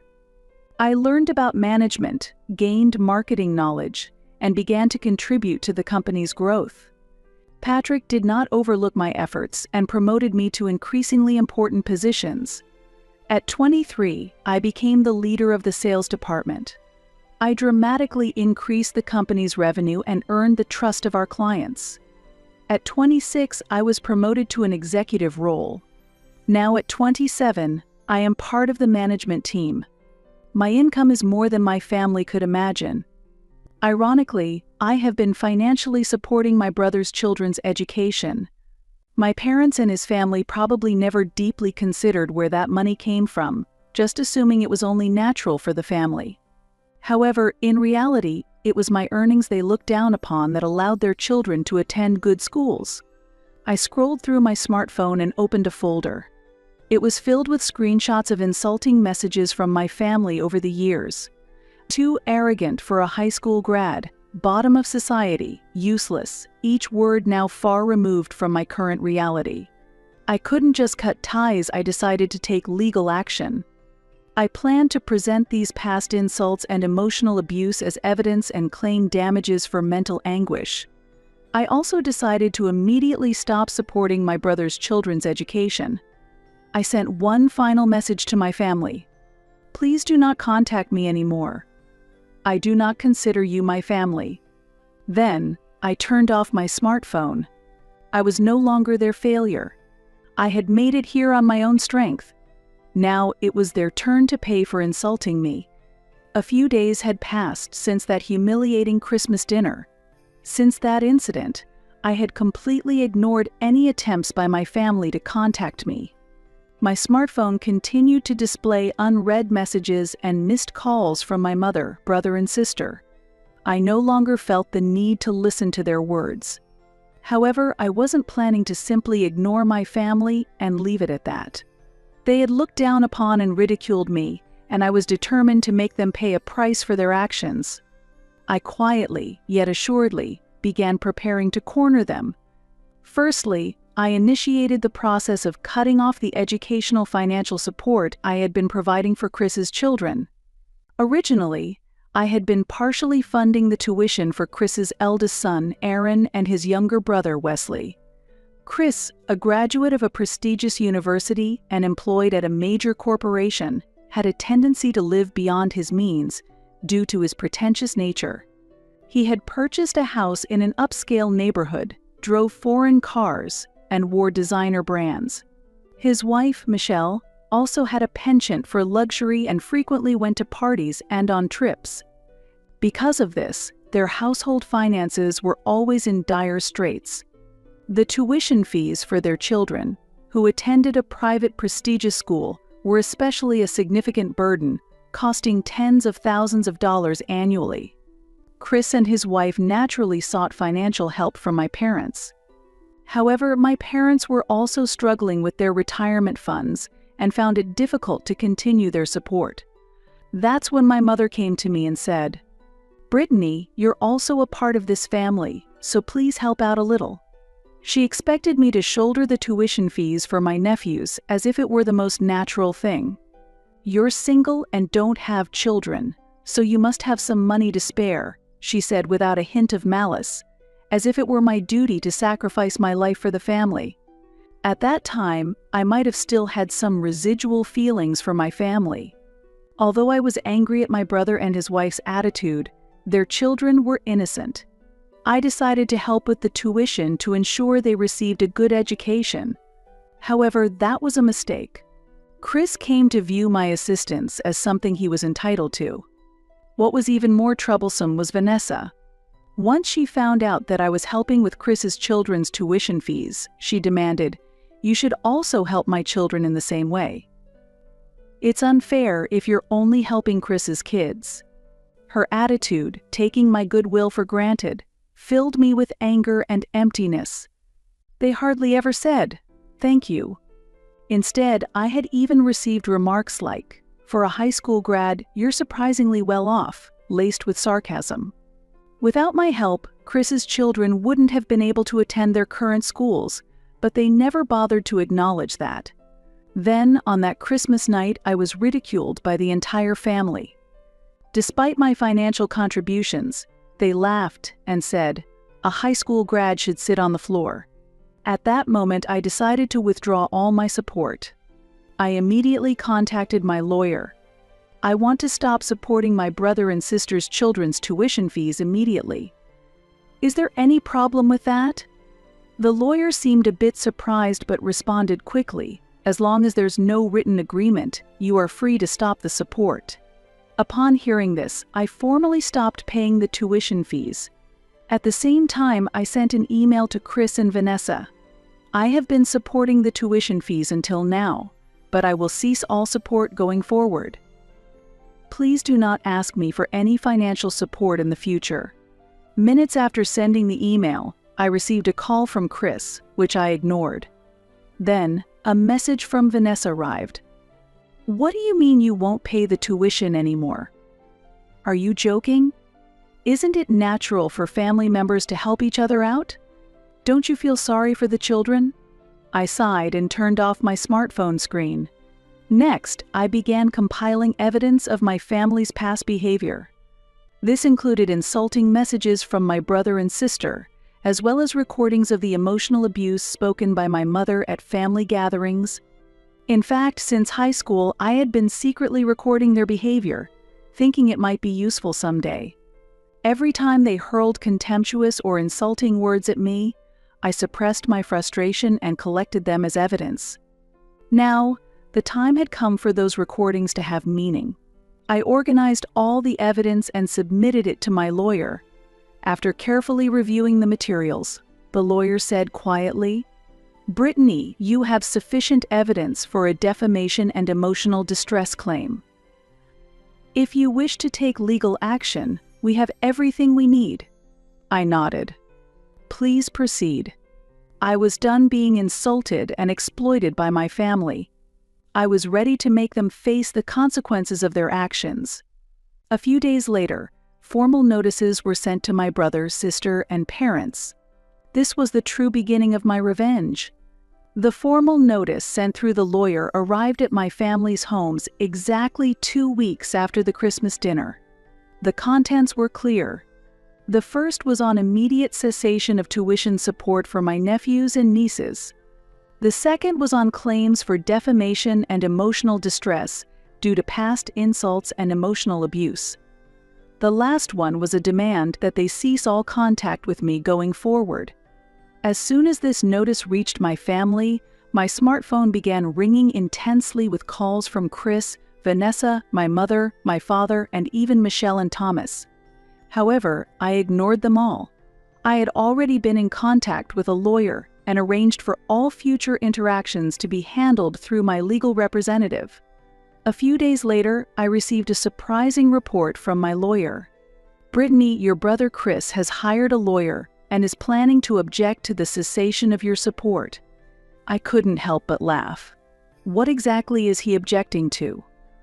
I never signed a contract. I was merely assisting out of kindness. Exactly. Legally, you are under no obligation to continue the assistance. However, he is claiming that cutting off the support suddenly is unjust and could ruin his children's future. I sighed in disbelief. Did Chris think it was my duty to pay for his children's schooling? Why should I have to support his household to this extent? I am neither his wife nor his children's parents. Moreover, I owe them nothing. On the contrary, these are the people who have looked down upon me, mocked me, and insulted me. I told my lawyer firmly. Of course, I have no intention of making any concessions. Understood. I will send a formal response rejecting his claims. Subsequently, chaos seemed to spread among the family. First, Chris's household began to crumble. Without my financial support, he could no longer afford the tuition fees for Aaron and Wesley. He had always pretended to be more affluent than he was, even going into debt to maintain a luxurious lifestyle. The moment my support ended, his facade collapsed. Michelle panicked and blamed Chris. "What are we going to do? We can't live like this." She was only concerned about continuing her lavish lifestyle. If they couldn't afford the children's tuition fees, they shouldn't force them to attend a private school. Yet, she refused to accept that. Eventually, their marital conflicts became incessant, and I heard that Michelle had taken the children and gone back to her parents' house. Chris was left alone, struggling to pay for his children's education. Similarly, my sister Vanessa's household was in turmoil.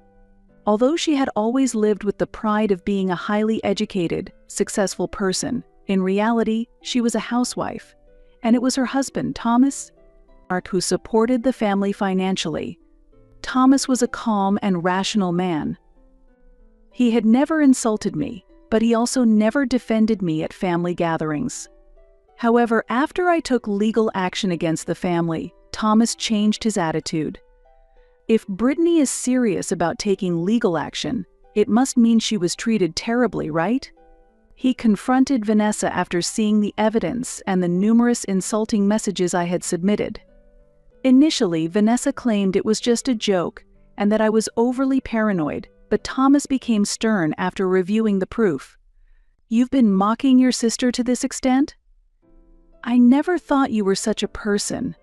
Thomas took the children and left home for a while. Despite Vanessa's desperate attempts to mend things, their marriage cooled significantly. And as for my parents, they both sent me messages of apology. "Brittany, we're sorry. It was wrong of us to treat you that way. We're family. Let's stop fighting. Please forgive everyone." I scoffed at these messages. They're apologizing now. When I needed help from the family, they always ignored me. They belittled my efforts and continued to deny my worth. And now, at the moment I decided to abandon them, they say, "We're family?" I didn't respond. I simply told my lawyer, no action needed. Thus, the family fell apart. I didn't even bother to imagine how they felt, because it was no longer my concern. They were merely reaping the consequences of their actions. I was looking out the office window.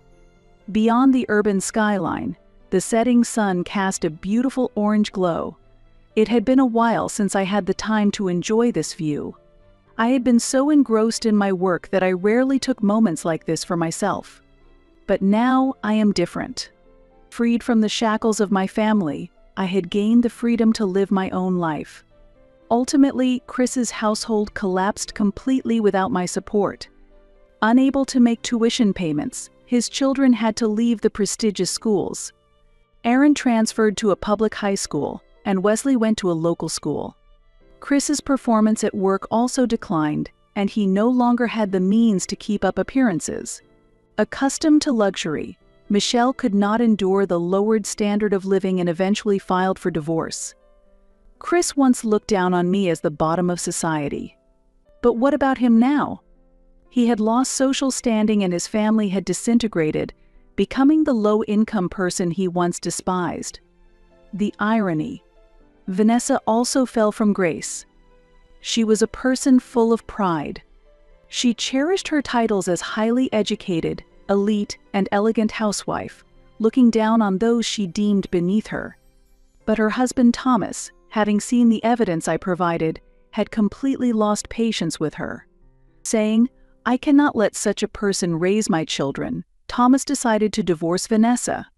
Vanessa tried to contact him numerous times, but it was too late. And her life, too, changed drastically.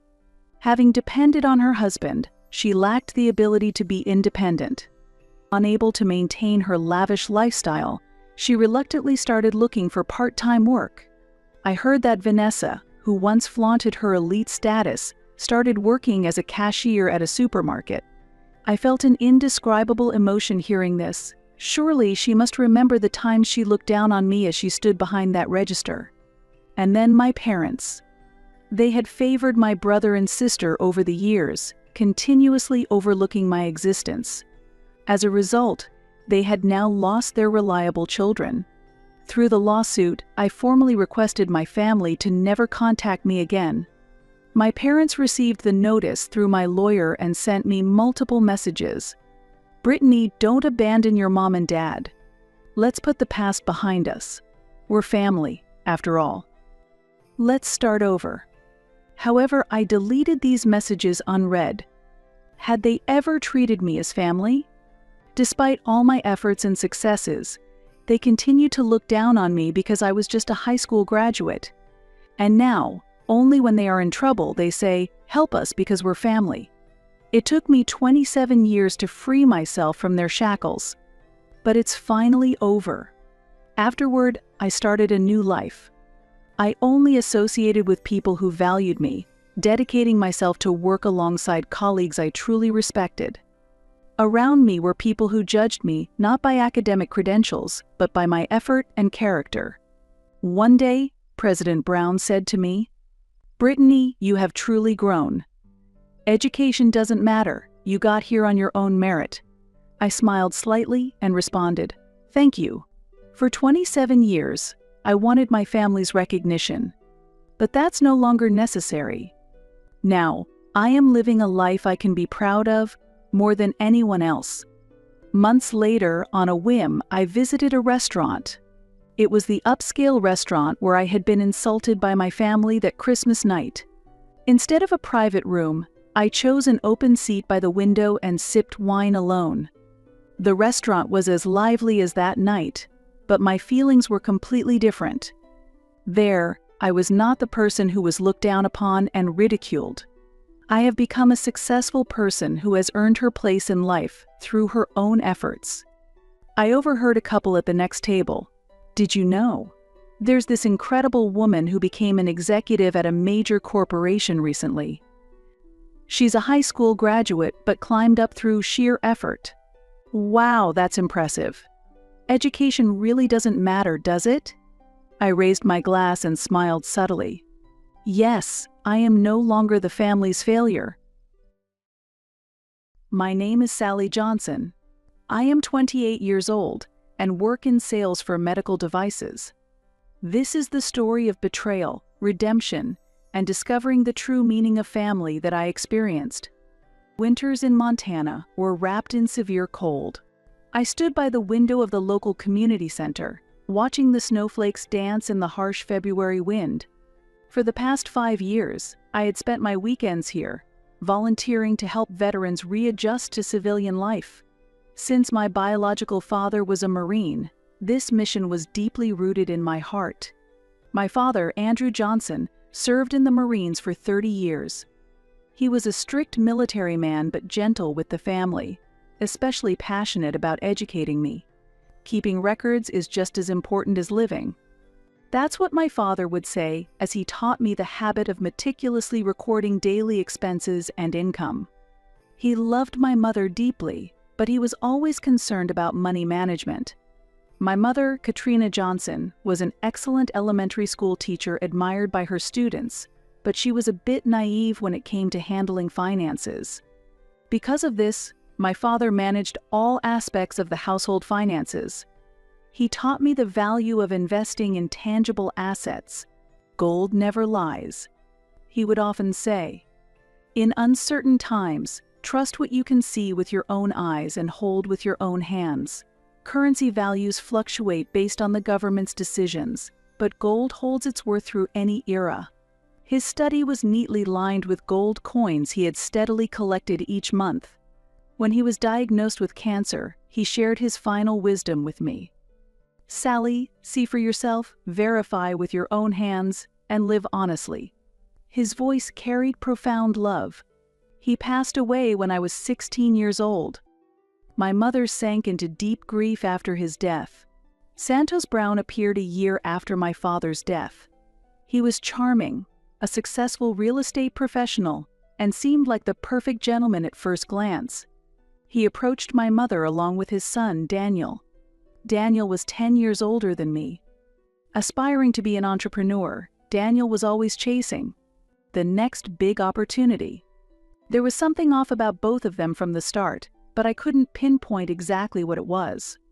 I remember the first time Santos and Daniel came to our house for dinner. I was 17 and still drowning in the deep sorrow of my father's death. But they disregarded that and continued to talk endlessly and cheerfully about themselves.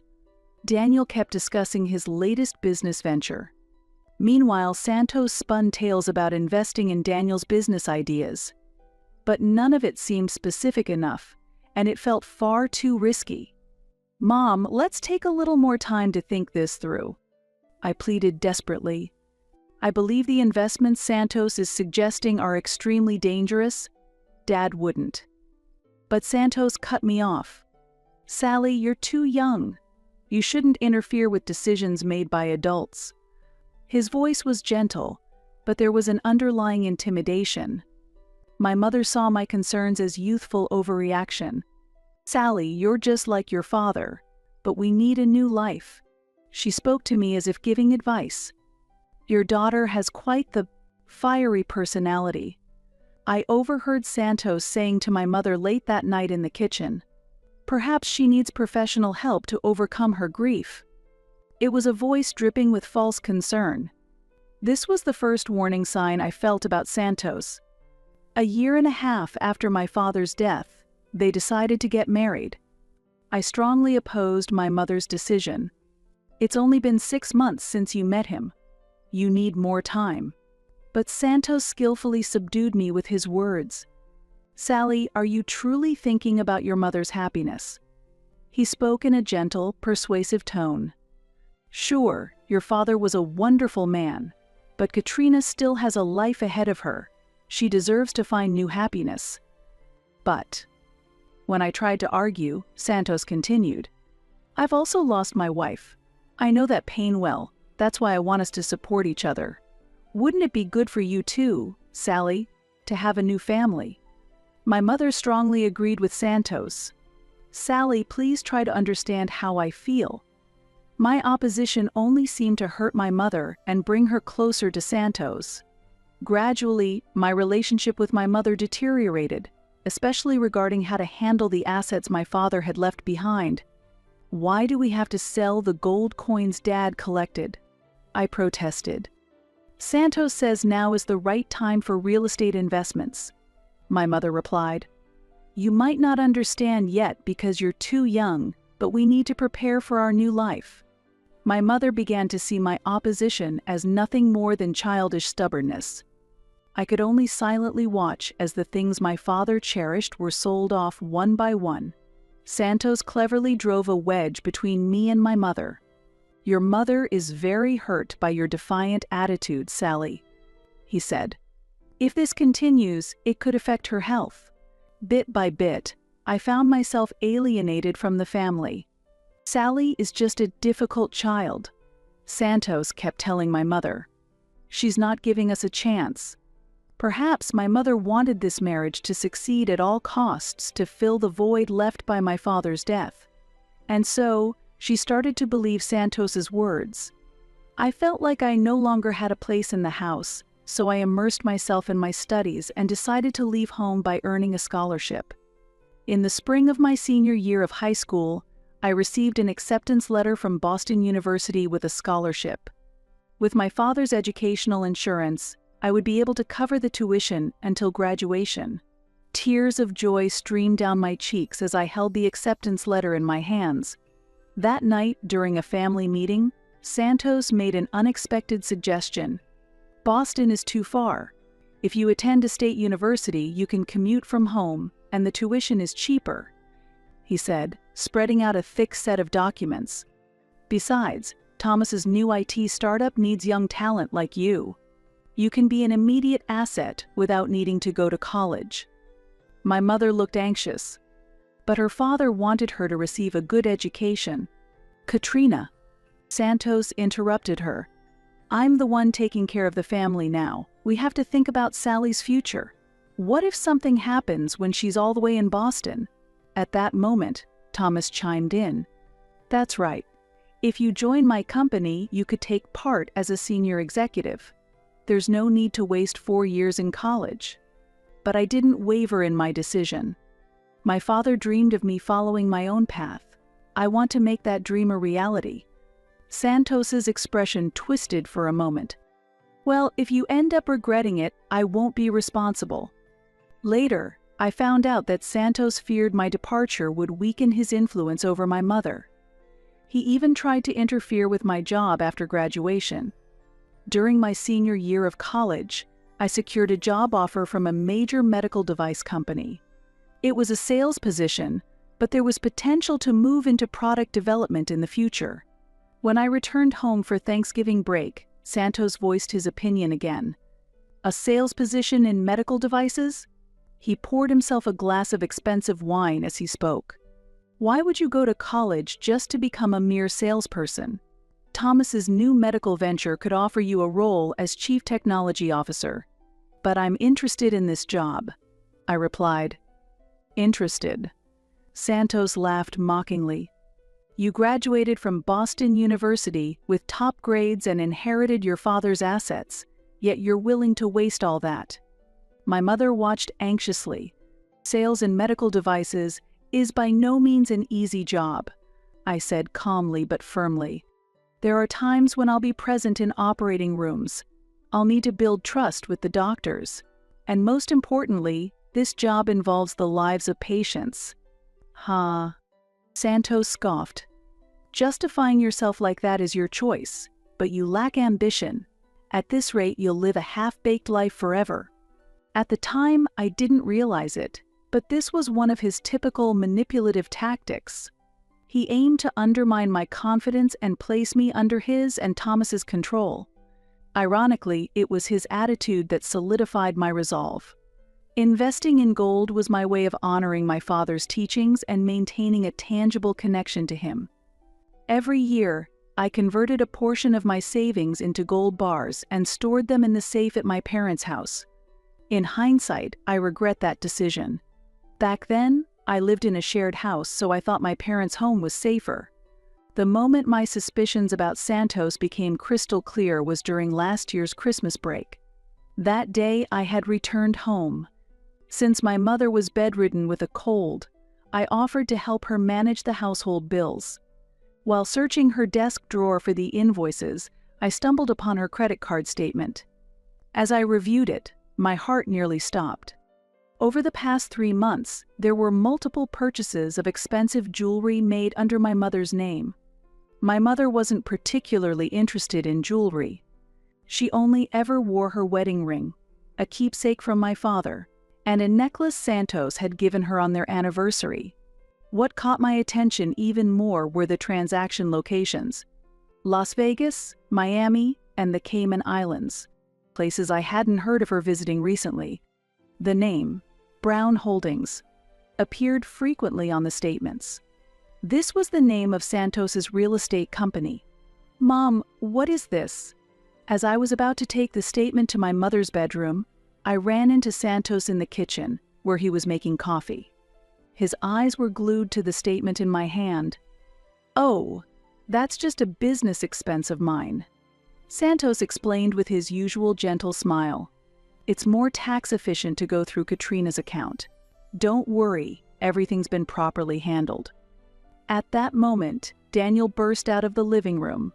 Dressed in a designer suit, he seemed as if he had been waiting for this exact moment.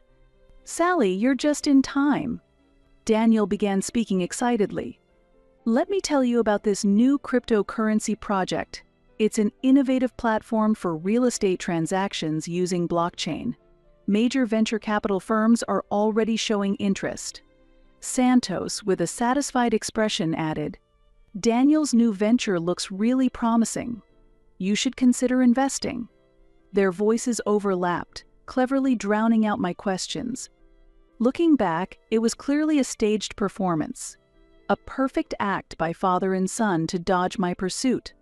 That day, I lost my chance to speak with my mother. Then, the event that would expose Santos's true nature took place. That day, I was volunteering at the local community center, helping veterans. At 2:47 p.m., the phone rang. On the other end, I heard Santos's voice. Sally, there's something I need to tell you. I've invested your gold bars in Daniel's new venture. I felt the blood drain from my face. The gold bars he had invested were the savings I had carefully built up over 5 years, stored in the safe at my parents' house. Only my mother and I were supposed to have access to that safe. It was my father's final gift to me. After being diagnosed with cancer, he purchased a state-of-the-art safe equipped with biometric features, knowing I would need it as an adult. The safe had a 2-step authentication system requiring both a passcode and fingerprint recognition from my mother and me. I had hidden the safe in my late father's study, as I didn't trust Santos. I had believed its existence was completely hidden from him. The main safe in the master bedroom on the 2nd floor held wedding memorabilia and everyday jewelry. Santos only knew about that safe. Or so I thought. But as I would later learn, Santos had skillfully manipulated my mother into revealing the location of the hidden safe. "What have you done?" My voice was barely a whisper, but my inner rage roared like thunder. "Sally, we're family." Santos continued condescendingly. "Daniel has an incredible opportunity in his tech startup. The investment is guaranteed to triple within 6 months." Without saying a word, I hung up the phone. My hands were trembling, but my mind was razor sharp. My experience in medical device sales had taught me to think strategically in critical situations. I swiftly sprang into action. First, I called the law firm that handled my father's estate, Williams Associates. James Williams Jr., my father's close friend, had always looked out for me. "This is clearly a case of theft, Sally," James said after hearing my story. "We need to act quickly. Do you have all the gold purchase certificates?" Of course I had them. As my father had taught me, I had meticulously recorded every transaction. Next, I called all the dealers from whom I had purchased gold over the past 5 years. Most of them were high-end precious metal dealers in Boston, where I lived before moving to Montana. They confirmed my suspicions. 2 days ago, a man claiming to be Santos Brown had called and inquired about selling gold purchased under my name. The dealers, following standard procedures, had requested identification and purchase certificates to verify the sale. More importantly, they needed the correct answers to security questions I had set up during the purchases. This was a security measure I learned from my father. Thanks to this additional verification step, Santos had failed to answer the questions correctly, and the transactions had been blocked. My phone rang again. It was James Williams Jr. "I've contacted the police's financial crime unit," he said. "Due to the large amount involved, they're taking an interest. There's a possibility that other victims exist as well." Other victims. Those words hit me like a weight on my chest. How many people had Santos and Daniel deceived so far? The investigation progressed rapidly. As the police uncovered over a decade's worth of investment fraud, Santos's perfect facade began to crack. He had used his real estate business as a front, building trust within the community, and then exploiting that trust through various schemes. It became clear that my mother had also been a victim for many years. Santos had systematically withdrawn funds from her accounts, forged signatures on documents, and manipulated her into believing everything was fine. "Ms. Johnson, take a look at this," the police officer said, pointing to the transaction history of multiple accounts under my mother's name. "Over the past 10 years, approximately $500,000 has been systematically withdrawn." My hands trembled. That amount was nearly the same as the life insurance money my father had left for my mother. Every month, he moved small amounts of money, nothing significant enough to raise suspicion. It appears he labeled it as a family investment trust. Apparently, my mother had been receiving fabricated monthly earnings reports. In reality, the funds had been funneled through shell companies and ultimately into accounts in the Cayman Islands. "Your mother is a victim, Sally," the officer said gently, placing a hand on my shoulder. "But she's safe now, thanks to you." 3 days later, the confrontation took place. After meeting with the police, I returned home to face my family. The officers set up recording equipment, and I stepped into the house where I had grown up, preparing for one of the most difficult conversations of my life. Santos was seated in my father's old leather armchair. My mother was nervously arranging flowers in the kitchen, and Daniel paced around the room. As always, he was dressed in designer clothes and wore an expensive watch. Now that I knew the source of their wealth, the sight of him made me feel sick. "Let's talk," I said, my voice sounding stronger than I felt. Santos's smile didn't reach his eyes. "Is this about the gold bars? Sally, you're overreacting. This is a family matter." "Family." I let out a bitter laugh. "Is stealing from your stepdaughter what a family member would do? Is deceiving your wife a family thing to do?" My mother appeared in the doorway, wiping her hands on her apron. "Sally, what are you talking about?" I took out my phone and played the recording of my conversation with Santos. Then, I laid out the evidence. The forged documents, the bank statements revealing fraudulent transfers, and the reports from the gold dealers confirming his failed attempts to sell the gold. "Mom," I said gently, "he's been stealing from both of us for years." I watched the color drain from my mother's face as she looked at the man she had been married to for 10 years. Santos. Finally, his mask slipped. "Ungrateful woman," he growled at me. "I gave you and your mother the happy family you were so desperate for." At that moment, the police officers entered the room. They had heard everything through the wire I was wearing. Within minutes, Santos and Daniel were handcuffed and arrested on charges of fraud, forgery, and attempted theft. My mother collapsed into my father's old armchair.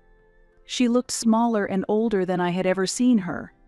"I'm so sorry, Sally," she whispered. "I should have listened to you. I should have seen it." I knelt beside her and took her hand in mine. "Mom, this isn't your fault. He's deceived many people."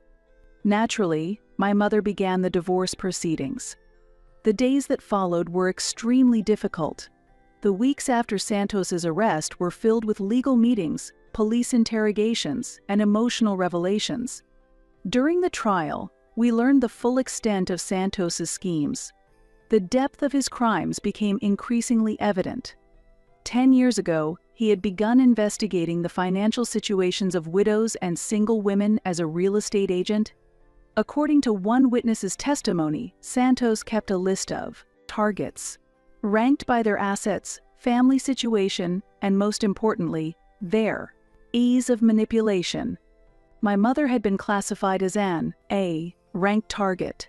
Notes left behind described her as emotionally vulnerable and lacking financial sense.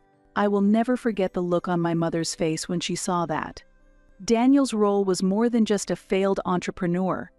For years, he had been Santos's accomplice, using what appeared to be unsuccessful business ventures as a front for money laundering. Their pattern with other victims was always the same.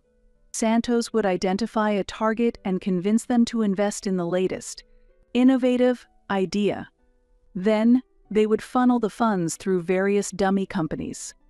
As the investigation progressed, the total amount of damages was revealed to exceed $5 million. Most of the victims were widows or families facing difficult circumstances. They had played the roles of charming, trustworthy individuals and gained the victims' confidence. Santos expertly exploited their vulnerabilities, while Daniel, under the guise of innovative businesses, steadily siphoned off their assets. It was also revealed that Santos had been monitoring my career closely, not out of fatherly concern, but to assess my financial situation. A private investigator's report, discovered in Santos's office, contained detailed records of the dates I had visited gold dealers, the amounts purchased, and the estimated value of my assets. Daniel had deliberately played the role of the incompetent stepbrother, creating friction between my mother and me. Whenever I questioned his investment ideas, Santos would persuade my mother by saying, "You can't trust family." Slowly, he widened the gap between us.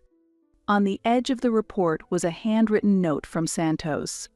"Sally is highly cautious, but her trust in family is her weakness. There's potential to exploit her relationship with her mother." A chill ran down my spine when I saw those words. Santos and Daniel were sentenced to 15 years in federal prison. The judge emphasized how they had exploited family bonds and vulnerable individuals, delivering a harsh sentence. The case garnered national attention and became a catalyst for other victims of similar schemes to seek justice. I continue to volunteer at the community center once a week.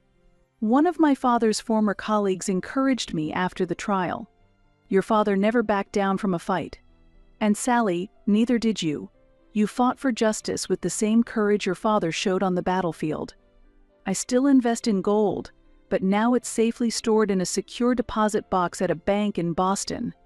The safe in my mother's house now holds my father's photographs and letters. precious memories far more valuable than any gold. My mother established a foundation to support women recovering from financial abuse.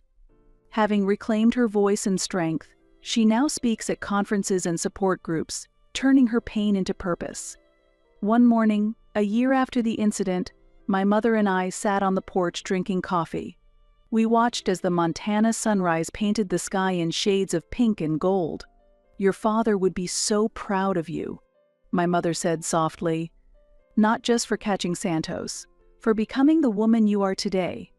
I squeezed my mother's hand tightly. "Dad would be proud of both of us. We survived, and we've become stronger." I realized that my father's lessons about gold were, in fact, lessons about life. I chose to fight for justice, to protect what was mine, and to honor my father's memory.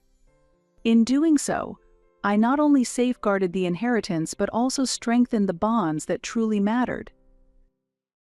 Currently at 30 years old, I received a call from the bank a few months ago to confirm a $150,000 loan application. However, I hadn't applied for any loan, and I had no knowledge of it whatsoever. Later, I discovered that my parents had taken out a large loan in my name to fund my sister Olivia's dream wedding. Olivia was pampered from a young age, and I was never particularly close to her. While my parents may bear some responsibility, Olivia is 25 years old and should have had enough time to reconsider her actions. Even during family gatherings, we rarely see each other. The moment that shocked me was learning that my parents, whom I had barely spoken to for a long time, had taken out a substantial loan without consulting me and had even signed me up as the co-signer. I believe Olivia has been with her fiancé, John, for about a year. They got engaged a few months ago, yet I wasn't even invited to the wedding, which was the purpose of the loan. I had expected not to be invited, so I wasn't particularly bothered by it. And my parents never mentioned it, so I didn't think it was an issue. After receiving the call from the bank, I quickly phoned my parents. At first, I thought it was some mistake, but my parents immediately admitted the truth, even going as far as defending Olivia, saying, "As her sister, it's only natural to support her wedding, even if it means signing under your own name." Apparently, Olivia had discussed her need for money for the wedding with my parents, and they couldn't bring themselves to refuse her. Surprisingly, both Olivia and John are employed and should have sufficient income. Nevertheless, they claimed they couldn't cover the wedding expenses on their own funds and pleaded with my parents. Had it not been for Olivia's plan for an extravagant wedding, they could have managed without relying on our parents' assets. They even consulted John's parents, but they refused to pay and set firm limits. So why didn't my parents respond in the same way? To make matters worse, my parents anticipated that I would not agree to the loan, and they even forged my signature. They decided that confirming with me would be too much of a hassle, choosing instead not to contact me at all. When I learned this fact, I couldn't contain my anger toward my parents, but the loan had already been approved, and it was too late for me to do anything. Determined to somehow resolve this situation, I decided to take my parents to court. My father kept repeating, "It's only natural for you to help your sister as a family." Furthermore, he tried to dissuade me by saying, "If you file a lawsuit, you'll only hurt the family using my sister's involvement as a reason." After hanging up the phone in anger, I realized my father was only worried about the wedding and the impact on my sister, showing no concern over the fact that my parents had committed fraud. Afterward, I solidified my decision to take legal action, informed my parents of my intentions, and resolved to sever ties with my family. I then called the bank and requested a copy of the documents signed when the loan was contracted. I began preparing to cut ties with my family. After carefully planning the legal steps to avoid a major fallout, I contacted a lawyer. To understand the situation fully, I needed to know every detail. While reviewing the loan contract, I felt a sense of despair. What particularly caught my attention was the condition that the loan had to be repaid within 2 years. This was a heavy burden for me. My parents knew that I was planning to start my own business in the near future. Despite having spent months securing funding and seeking investors, my parents had shown no regard for my plans. They should have known I intended to quit my job soon, meaning I wouldn't have a stable income for a while. Yet now, I'm in a situation where a single late payment would trigger the obligation to repay the $150,000 loan. It seemed my parents hadn't really considered just how heavy a burden this would be. Thinking my future and personal plans were irrelevant, I logged into Facebook and searched for my sister's fiancé, John. At that moment, I felt something shift within me. If they had dragged me into this situation, I felt I needed to let everyone know the truth. I detailed how my parents had taken out a loan in my name, forged my signature, and drafted all the paperwork without my consent. I advised John to break off the engagement immediately and reconsider marrying into a family capable of such actions. Additionally, I sent the same message to my sister's friends, relatives, and my parents. I felt they all deserved to know the truth. Yet, deep down, I wondered if I had gone a bit too far. I also wanted to confirm if my sister herself knew about the situation. She was always close to our parents, so it was hard to imagine they would do something like this without her knowledge. The response was immediate. My parents were furious. They desperately begged me to retract my statements and repeatedly reached out to my sister. It turned out my sister was unaware of the loan or the fact that I was made the co-signer. Upon learning the truth, she was not only upset about being lied to but also angry that she would now have to cover the wedding expenses herself. And she was livid with our parents. As usual, my mother became emotional, loudly blaming me for destroying everything and insisting I had no right to interfere. My parents condemned me for telling John and his family the truth, but I paid them no mind. Looking back now, I wonder if there was ever truly a need to support my sister to such an extent. My parents intended to deceive me to give her the money, but then I heard from my sister, who had learned the whole story. She said, "I wasn't told about the loan, but you should have discussed it with our family before telling John and his family." My sister accused me of ruining her marriage and wedding plans. She's not entirely wrong. I admit I should have discussed the issue with the family first, but did she truly know nothing about it? I began to feel uneasy, wondering if I had gone too far. By exposing the truth, had I really done the right thing? Since I had dragged John's family into the situation and created chaos, I decided to take responsibility and resolve it once everything was settled. However, I remained firm in my decision to pursue legal action. The bank responded, stating that they would investigate the fraudulent loan application, and since the loan wasn't fully processed, I was told I wouldn't be responsible for any payments. Fortunately, a few days later, I managed to find the contact information to speak directly with John and his family. My phone wouldn't stop ringing, with calls from my parents, relatives, friends, and messages from my sister.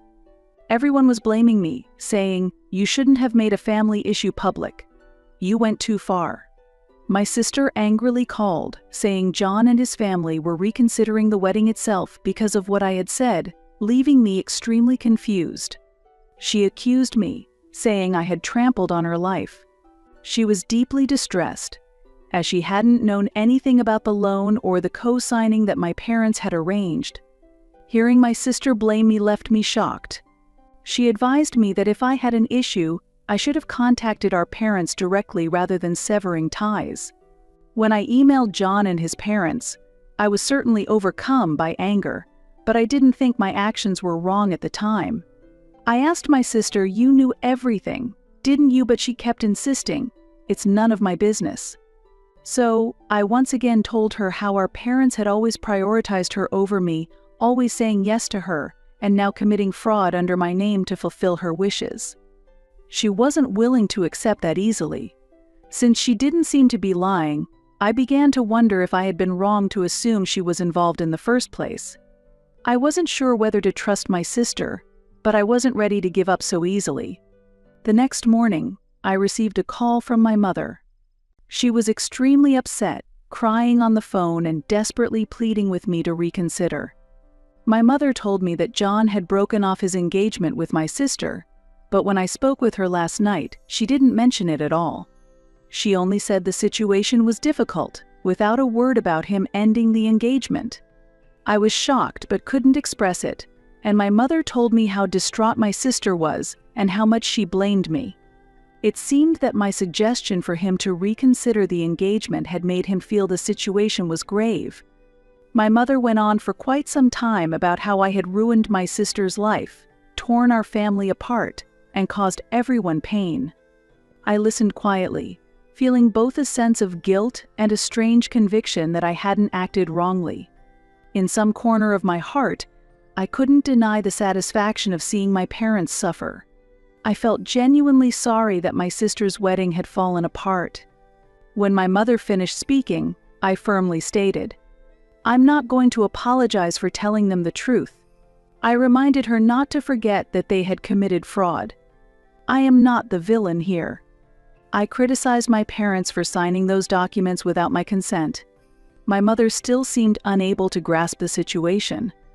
The rest of the week passed in a daze, but my mother kept repeating that I should have turned a blind eye to keep the family together and maintain peace.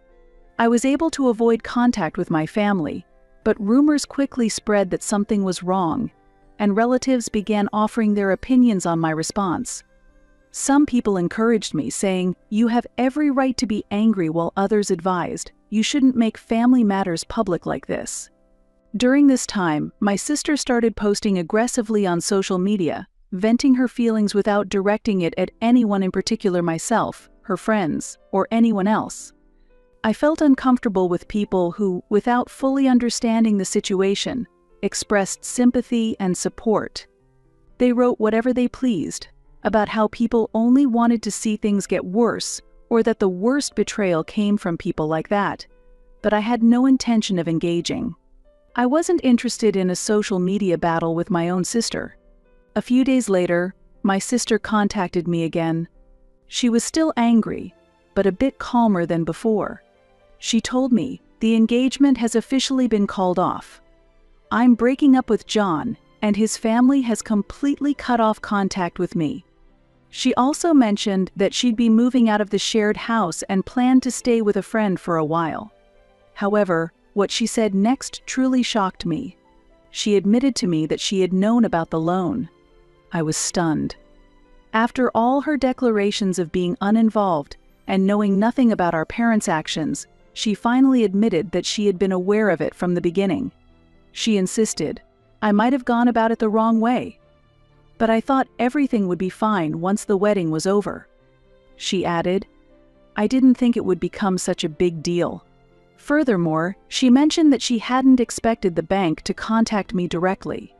When I asked, "Why didn't you tell me sooner?" she replied, "I was too scared to say anything." It seemed they had planned to keep everything a secret from me. My sister was worried that if I found out it would jeopardize the wedding. But that worry became a reality. When she said, "I thought he'd marry me once things settled down," I couldn't hide my surprise. However, after he broke things off, she no longer felt the need to keep it a secret. I was filled with guilt over my sister's situation. For the past week, I had been racked with guilt until I learned that she knew about the loan. My sister seemed angry only because her plan had failed, not because her relationship with John had ended.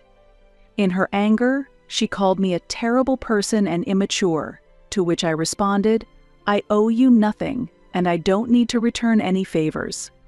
At that moment, I realized just how damaged our family relationships were, and I was certain there was no going back.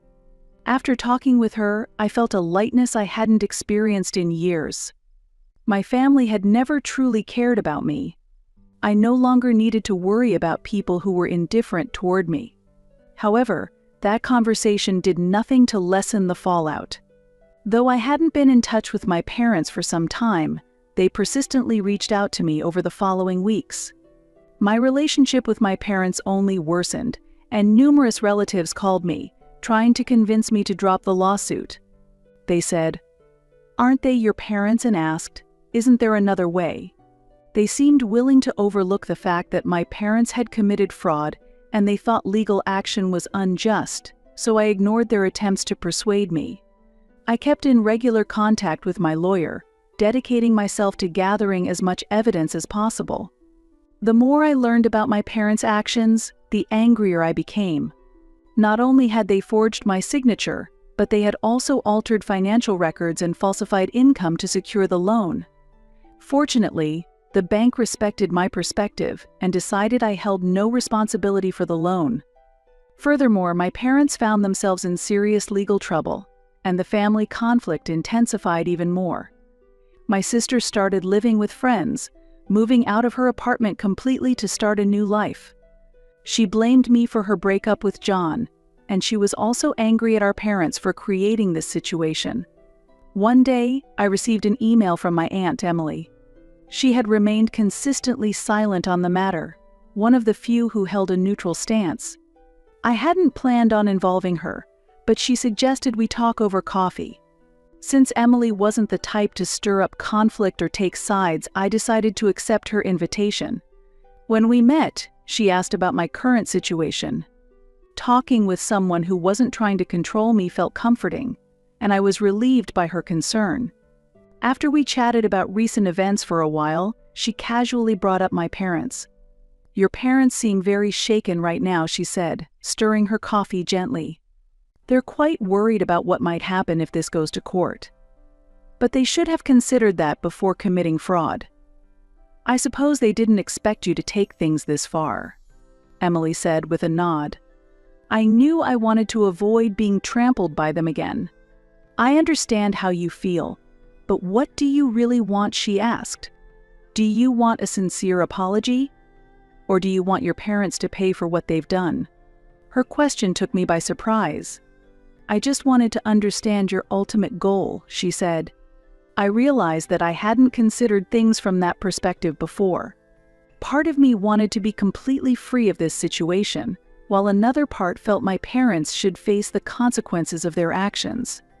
"Maybe I just want them to understand that they can't take me lightly ever again," I replied slowly. I wanted to end this, but I hadn't figured out how. My parents have always been lenient with my sister, no matter the situation, and this time it went even further. I can't simply overlook that.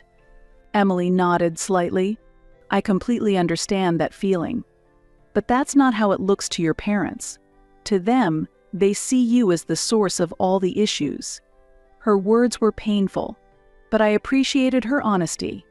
I had sensed that this was how my parents thought too. As she said, they would never admit their mistakes. She hugged me and encouraged me, saying, "Stay strong." Though my parents had always seen me as the family troublemaker, I felt they were the ones who had fractured our family relationships. "This isn't a big deal. You're not in the wrong as a person," she continued. "Even if your parents won't admit their faults, your actions are more sincere than anything they've done to you." After our conversation, I found myself reflecting on what I truly wanted, even though I knew it might place more strain on the family. I began to consider whether to take this to court, or if there might be another way to resolve things. A few days later, my lawyer called to inform me that my parents' attorney had proposed an out-of-court settlement. I felt some anxiety, considering the legal implications. My parents indicated that they were willing to pay a substantial amount of compensation if I agreed to drop the lawsuit. I felt a desire to move forward, but while I was tempted by their offer, I wasn't sure if I should forgive them so easily. The proposed settlement amount was more than sufficient, as it allowed me to avoid a full-blown legal battle while securing a form of financial justice for their actions. So with my lawyer, I carefully reviewed the details. The settlement was enough to relieve my financial worries, giving me the freedom to focus on my business without the economic stress that had burdened me for so long. Yet, in the back of my mind, I couldn't shake the doubt that this might make them believe I had forgiven them. Still, this settlement felt like a kind of victory. In the end, I decided to accept the offer, agreeing to drop the lawsuit, and my parents agreed to pay the compensation. With this, my issues were resolved, but my parents would still face charges from the bank for fraud. It wasn't an ideal outcome, but once the paperwork was completed and everything was officially over, I felt a sense of accomplishment. Having signed everything and closed the lawsuit, I no longer needed to worry about it. However, this decision had definitively altered my relationship with my sister and parents. The family tradition of spending holidays together was gone, and after this resolution, we would no longer gather as a family. While I thought I'd feel relieved, we had now become little more than strangers, bound only by blood and shared memories. My decision ended the legal issues, and the settlement allowed me to start my new business on a positive note, but it was difficult to let go completely. Even weeks after the settlement, the events lingered in my mind, and I had to accept that my relationship with my family would never be the same. They were still alive, yet I felt as though I had lost my sister and parents forever. However, I had no desire to reach out, and I knew they would never contact me either. One evening, while I was working on paperwork in my new office, I received an email from my aunt, Emily, simply asking, "How have you been?" Since we hadn't been in touch since meeting a few weeks ago, I was surprised to see her message. In her email she wrote, "I know it's been difficult, but don't carry everything on your own." Her words had a bigger impact on me than I had expected. Perhaps she had sensed that something was off. I realized just how isolated I had become. Losing friends, distancing myself from my family, it meant a lot that she reached out to me, even though I had no idea what I truly needed to regain a connection with my family. I resolved to stop carrying the burden alone. A few days later, we met again at the same cafe, and when I felt more settled, she looked at me with gentle eyes. "Family isn't always just about blood ties," she said. I was thinking about the settlement, feeling conflicted about accepting the money. I hadn't entirely let go of my resentment toward my parents. Family is something you choose. It's okay to find others who'll be there for you. You don't need to cling to the past, even if your sister or parents aren't close by, she added. Her words resonated deeply. Cutting ties with family, no matter how much pain they'd caused, was like erasing years of seeking my parents' approval, something that had defined much of my life. I thought it was impossible, but as Emily said, I didn't need to stay trapped in the past. Thanks to her, I was able to move forward and start a life where I no longer depended on the people who had hurt me. It wasn't easy, but it wasn't impossible either. Several weeks passed, and I established my own company. Using the settlement money, I hired employees and began taking on challenges that were both beneficial and achievable on my own. As a result, my days have been incredibly fulfilling. One day, as I was heading home from work, I received a call from an unknown number. Work had become my new source of passion, and for the first time in a while, I felt hopeful about the future. But the past appeared before me in an unexpected way.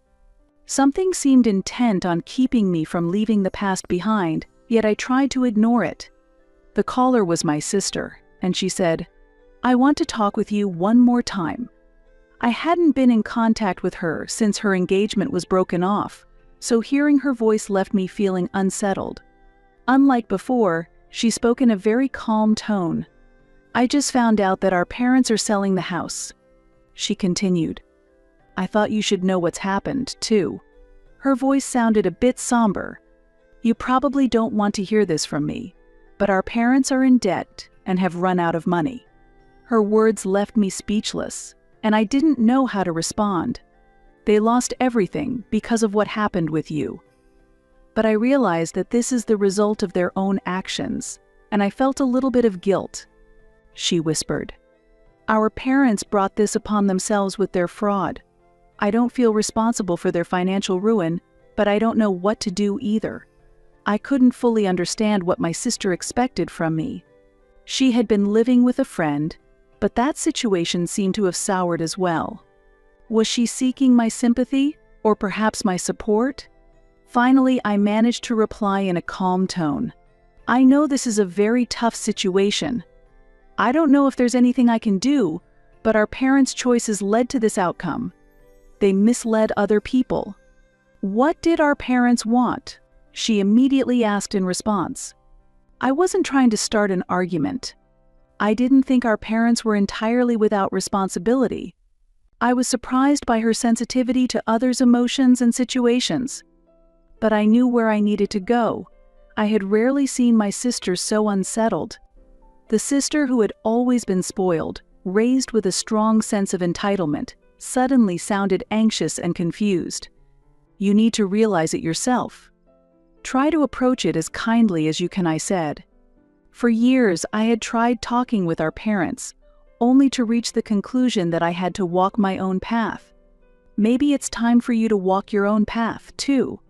After a long silence on the other end of the line, she replied, "Yes, maybe it is." After that, we barely spoke before ending the call. I wasn't entirely sure how I felt in that moment. A few weeks later, I found out that our parents had sold the house and were planning to move to a smaller one. However, I didn't feel I could solve their financial struggles or my sister's issues either. I didn't contact my parents. I had always wanted their approval, but I felt it was finally time to let that desire go. For the first time, I was able to create something solely for myself. For the first time in my life, I felt free from my parents' expectations and control. The journey hadn't been easy, but I felt a sense of joy in being able to use the settlement money to establish my company. I am no longer someone overlooked. I am a valued individual. I will walk forward, living my life to the fullest. I am not dead at all. The sound of a champagne glass falling and shattering echoed through the silent ballroom. My voice was sharp and cold. I was reviewing quarterly reports in my Seattle penthouse when my phone buzzed. It was an email from Adrian Chen, my mid-level manager. He was a capable subordinate who had been with the company for 3 years, always a reliable presence supporting me. Normally his messages were related to business reports, but this time was different. No greeting, just one line. "I heard a rumor that your family declared you legally dead after you went missing 5 years ago." The moment I saw the email, my fingertips went cold. Adrian was never one to send irresponsible information. Everything he reported was always thoroughly verified. I was suddenly pulled back to thoughts of my family, whom I had deliberately kept at a distance. With a sensation like something was collapsing inside me, my heart began to race. My stomach knotted painfully. I clicked on the attached link. It directed me to a social media post mentioning my parents. There they were, my father Robert and my mother Catherine Hamilton. My mother, wearing a black designer dress, was wiping her dry eyes with a monogrammed handkerchief. My father was rigid in his custom suit, reading a paper with practiced solemnity. Behind them, an enlarged photo of me. My corporate headshot, framed in lilies. I couldn't breathe.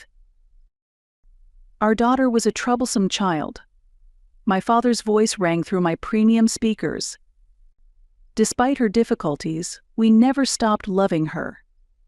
My vision tunneled. He was eulogizing me at my funeral.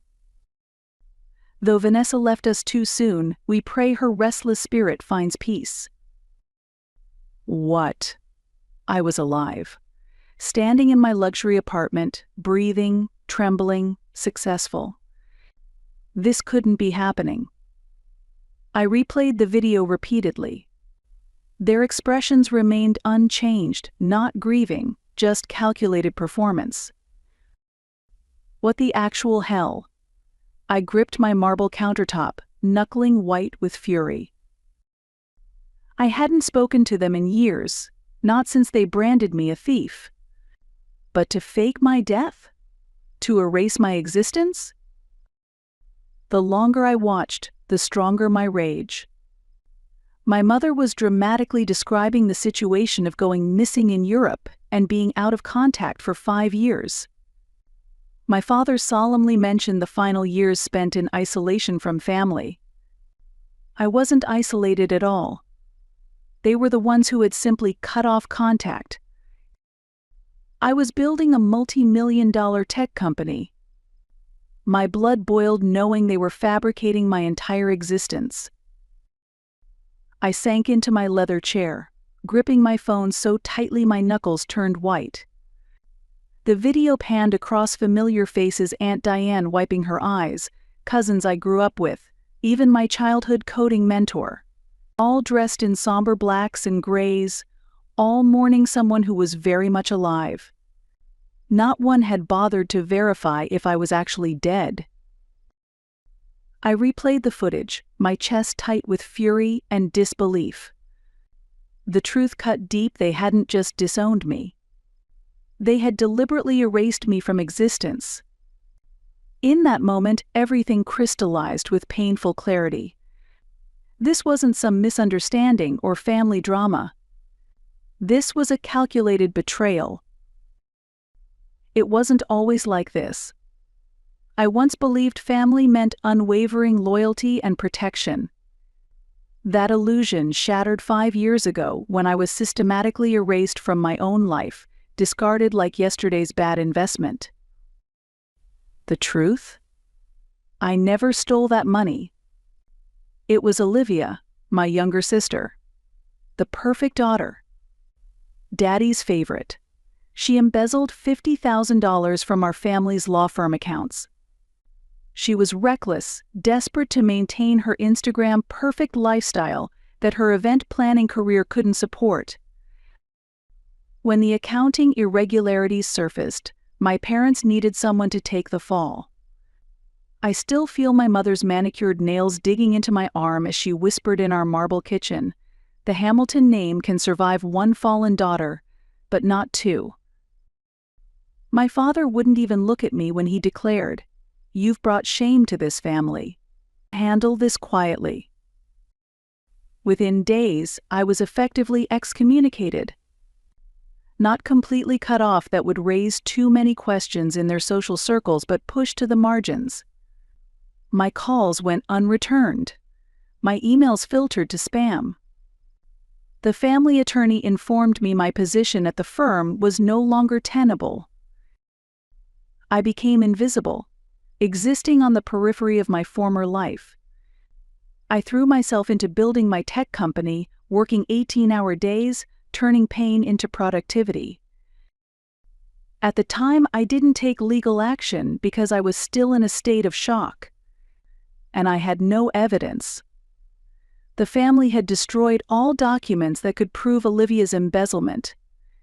Furthermore, considering the Hamilton family reputation and my father's connections as a lawyer, I didn't think I had any chance of winning. Instead, I chose to start over from scratch on my own. And so, I stopped attending family gatherings, stopped hoping for reconciliation. My success became my revenge, but deep down, I always thought someday someone would reach out and admit the truth. That day never came. Instead, something far worse arrived in my inbox. Last summer, I tried accessing my old college email account for some startup code, but kept getting error messages. When I contacted the university IT department, their response froze me. This account was deactivated following a death notification. My name had been marked as deceased in their system. Systematically. Officially. Completely. They hadn't merely disowned me, they had digitally exterminated me. Sleep eluded me that night. My mind replayed their performance on an endless loop: Catherine's designer handkerchief, Robert's practiced solemnity, my corporate headshot surrounded by flowers I hate. My own memorial service without my knowledge. This felt calculated. I needed answers. First, I called Aunt Diane, my father's sister. We hadn't spoken in years, but she always slipped me extra dessert at family gatherings. She answered promptly. "Diane? It's Vanessa." Vanessa Hamilton. Silence stretched between us, then a sharp click. Call ended. I tried again. Blocked. I reached out to several cousins next.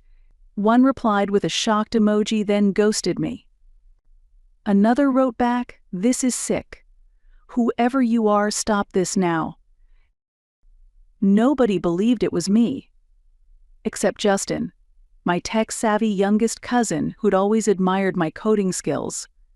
His tentative response came late that night. "Vanessa? Is that really you?" "Yes. I need to know what they told everyone. The truth." The typing indicator pulsed anxiously. "Finally, you went missing in Europe 5 years ago." My chest tightened so painfully it hurt. They had created such an elaborate story. They said you disappeared while traveling along the Italian coast and that no trace of you was ever found. After 5 years, you were legally declared dead, and a private memorial service was held. My phone nearly slipped from my trembling hand. I had never even been to Italy. Something inside me shattered. I gathered every piece of evidence I had: passport stamps, corporate travel records, tax filings. I had never been in an accident. I had never disappeared. I searched the National Death Registry online. The shock hit me like a physical blow. Vanessa Hamilton. Date of death, September 8th. Cause legally declared deceased after 5 years missing. Status, deceased. Certificate ID TRK 74501. They'd falsified official records. They'd made me legally dead. I stared at my laptop, my mind racing with cold fury. This wasn't some family drama. This was a criminal conspiracy. But what were they hiding that justified erasing my entire existence? I should have stopped investigating.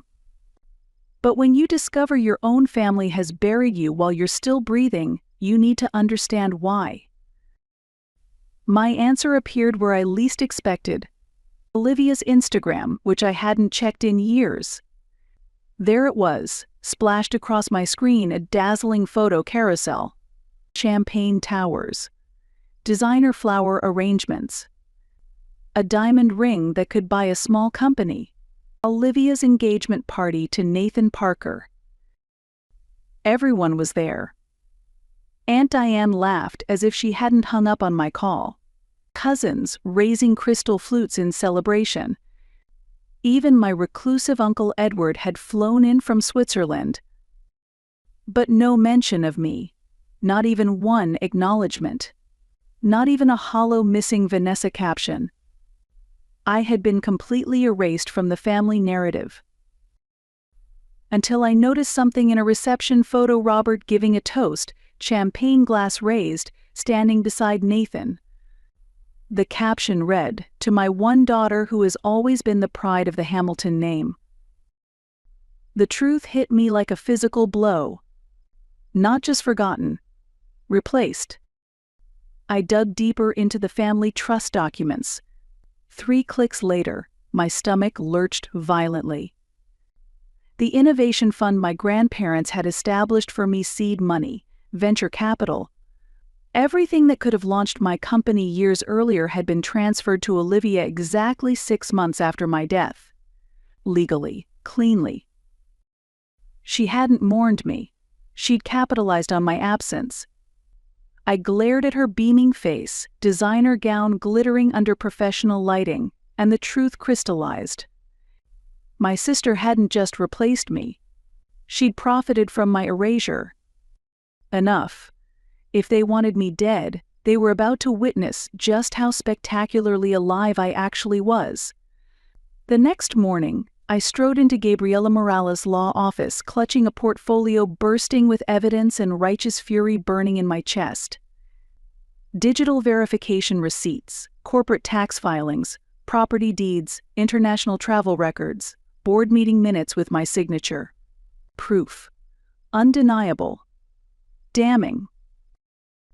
The seasoned attorney's eyes widened as she flipped through my documentation. "You're contesting your own death certificate?" I slid the falsified document across her polished mahogany desk. "I'm very much alive, but I'm about to become their worst nightmare." She adjusted her glasses, nodding thoughtfully. We'll file fraud charges and petition to invalidate the death declaration immediately. The process could take weeks, but legally. I don't have weeks, I interrupted sharply. Because apparently my sister is getting married this Saturday. Gabriella's head snapped up. My expression remained stone cold. That morning, Justin had forwarded an email invitation. Just the details: Olivia Hamilton weds Nathan Parker, Saturday at the Four Seasons, Boston. No explanation needed. I recognized the names, the venue, the significance. I stood at my penthouse window that night, watching Seattle's lights sparkle below like diamonds scattered across black velvet. They had erased me with lies, buried my identity in silence, pretended I never existed. But now I had something better than evidence. I had perfect timing. Let them celebrate. Let them toast. Let them perform their perfect family charade. And when they reach that magical moment, I'll give them a wedding they'll never forget. On Friday, I wrapped up work in the morning and flew to Boston. On the day of the wedding, the Four Seasons Hotel in Boston was shining with wealth and celebration. Luxury cars lined the circular drive like a parade of privilege. The grand ballroom doors stood ajar, revealing glimpses of Boston's elite in formal attire, air kissing and champagne toasting as if this union was a victory for them all. I watched from across the marble lobby. Black designer suit, dark sunglasses, still invisible. The surreal sensation washed over me observing what felt like an elaborate play about someone who shared my DNA but was nothing like me. Inside, the spectacle was underway. A string quartet played something elegant and refined. Crystal chandeliers sparkled above my sister in her custom-made Vera Wang gown. She was radiant, every bit the perfect Hamilton daughter. Robert stood confidently at the microphone, his tailored tuxedo impeccable, his practiced voice carrying across the hushed room. Olivia has always been our pride, the daughter who upheld our family's values and traditions. Today marks the joining of two exceptional families. Catherine sat in the front row, wiping non-existent tears with a monogrammed handkerchief she'd clearly reserved for this performance. Her emotional display was restrained, aristocratic. And Olivia? She stood beside Nathan, her diamond necklace clutched as though it anchored her to this perfect moment. I'm so blessed to have such wonderful parents who've always supported me. If only everyone could experience such unconditional love. A calculated performance wrapped in designer silk. I moved closer, positioning myself near the entrance. The officiant raised his hands with practiced elegance. If anyone knows of any reason why this couple should not be joined in matrimony, speak now or forever hold your peace. I inhaled deeply. Perfect timing. The show was reaching its climax, but they'd forgotten about the uninvited star. Let us take a moment of silence before proceeding. The officiant's voice resonated through the ballroom like a final warning. The ballroom fell silent, guests standing with champagne flutes raised, eyes closed in respect. In that perfect moment of silence, I pushed through the grand doors. The sound was intentional, dramatic.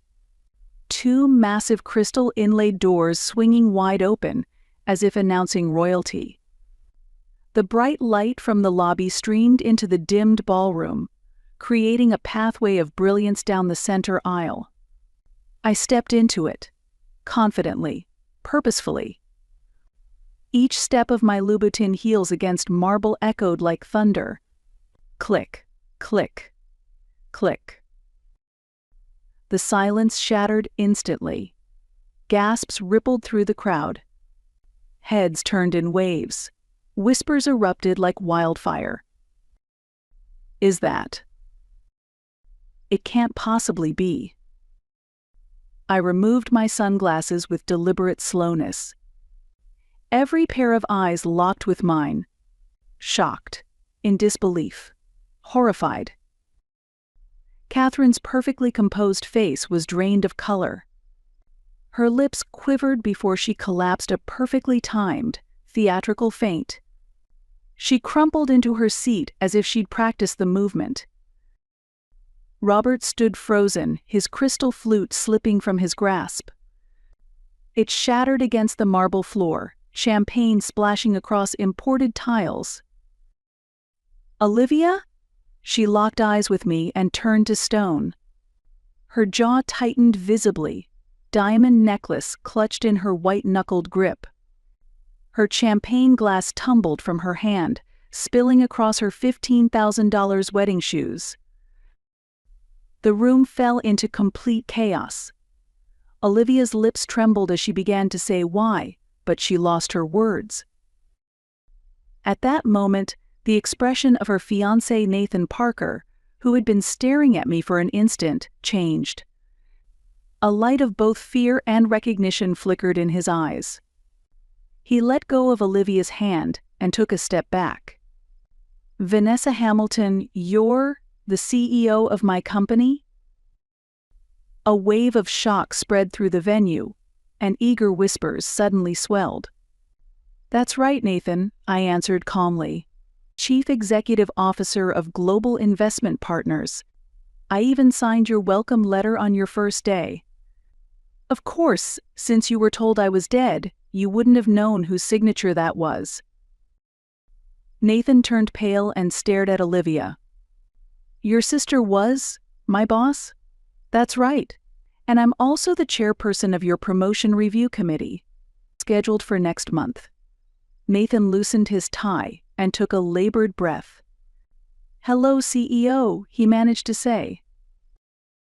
That one phrase definitively confirmed my identity. I wasn't just the troubled sister, but the company's executive. Olivia's perfect wedding plans crumbled.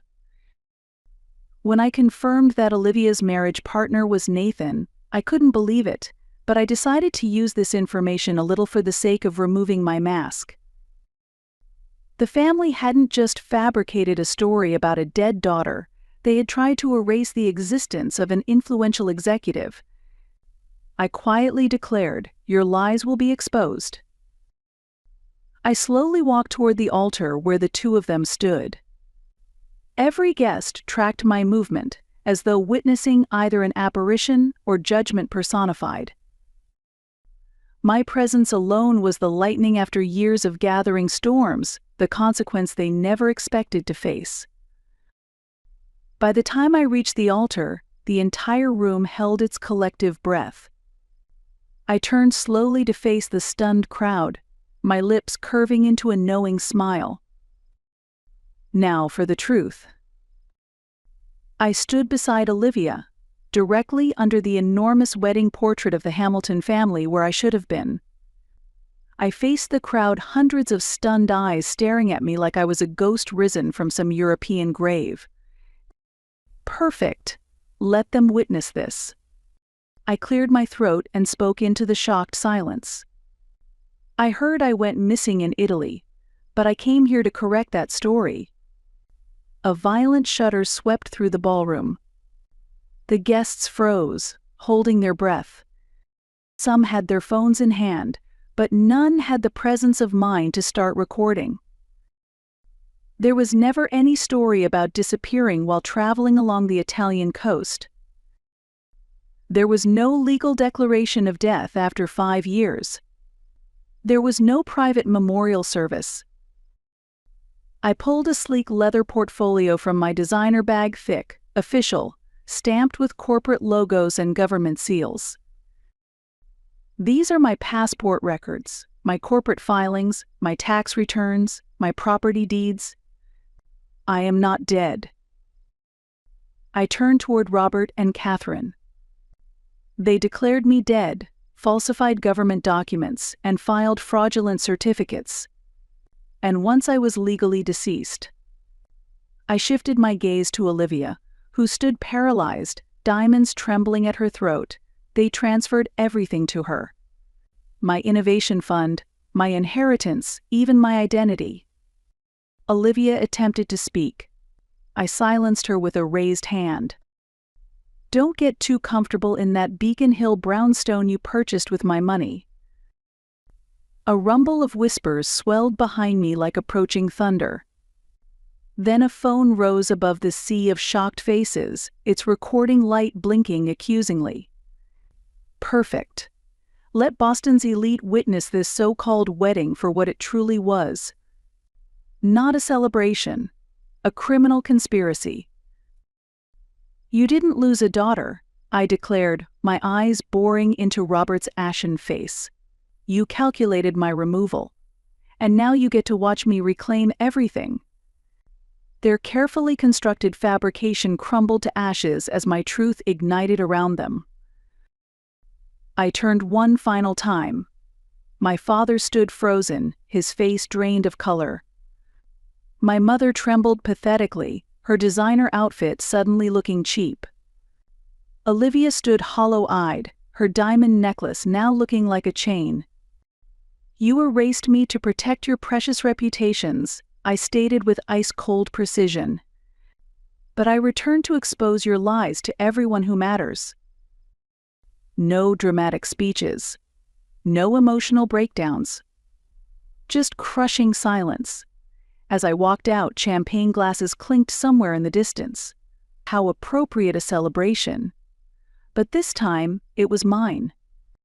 After that, I handed my evidence portfolio to Gabriella and signed the final affidavit. A month had passed, and I was in Gabriella's office. She ceremoniously tore the fraudulent death certificate in two. My chest filled with deep satisfaction as I watched the pieces flutter to the desk. Your legal resurrection is now officially recognized, Gabriella smiled. The death certificate has been invalidated, and all your civil rights and legal status have been fully restored. I exhaled deeply. Is this the end? It's the beginning, she pulled out a file. The SEC has already initiated an investigation into securities fraud, falsification of federal documents, and embezzlement. Did you see this morning's news? I shook my head. Your family members, Robert, Catherine, and Olivia Hamilton, were arrested this morning, she informed me calmly. Bail has been set at $1 million each. Quite substantial. Looking out the window, I could see clear skies stretching out before me. Just as expected. How is the investigation progressing? Proceeding well. The Beacon Hill house has already been seized, and your father's law firm partners held an emergency meeting and have expelled him. Gabriella reported. They've issued a statement saying they cannot risk damage to their reputation. How ironic, I said. The very thing they feared most has happened because of their own actions. Feeling refreshed, I left the office and headed to my company. The moment I got in my car, my phone rang. It was from my cousin Justin. Vanessa? Can you talk? His voice sounded cheerful. Of course. What is it? I switched to hands-free and started driving. About Olivia's wedding. It's been completely canceled, he said, with a slightly excited voice. Nathan even demanded the engagement ring back. Rumor has it his family is furious about being embarrassed by this scandal. Just as I expected, I said. His family is from Boston's elite society, right? They wouldn't want to be involved in a scandal. More than that, his father is apparently publicly stating that he doesn't want to be associated with fraudsters. What will happen to Nathan at your company? If he's not at fault, I'll treat him fairly, I answered while stopping at a traffic light. He might have just been deceived by Olivia. Also, there are several relatives who want to meet you directly. Justin's voice was mixed with hope. Everyone is really shocked. But they're happy to know you're alive. Especially my mom. Really? I asked skeptically. When I called her, she hung up immediately. Mom was also deceived. I didn't believe it, though. "Thank you, Justin," I said sincerely. "And there's one more thing I should tell you. I'm looking for a tech job. Come for an interview tomorrow, but don't expect any special treatment. I know that." After hanging up the phone, I was waiting for the traffic light to turn green, briefly thinking about what would happen to my family. That weekend, I was invited to dinner at Justin's house. When I opened the front door, Aunt Diane was waiting. She embraced me without hesitation. "Vanessa, I'm so sorry," her voice trembled. "That phone call, It's all right," I said. During dinner, Aunt Diane told me all about what had happened to the family afterward. She said that my father and mother have not been granted bail and are still under arrest. Their former friends have turned their backs on them, and there was no one willing to lend a hand. Their lives have completely changed. Robert is a completely different person now. My aunt took a sip of wine. Someone who was once so proud is now in prison. Olivia's situation was even more difficult.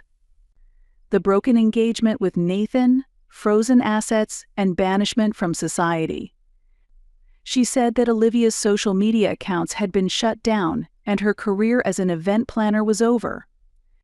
She started working part-time at a local cafe, Aunt Diane said quietly. Ironically, it's the kind of life you experienced for a while.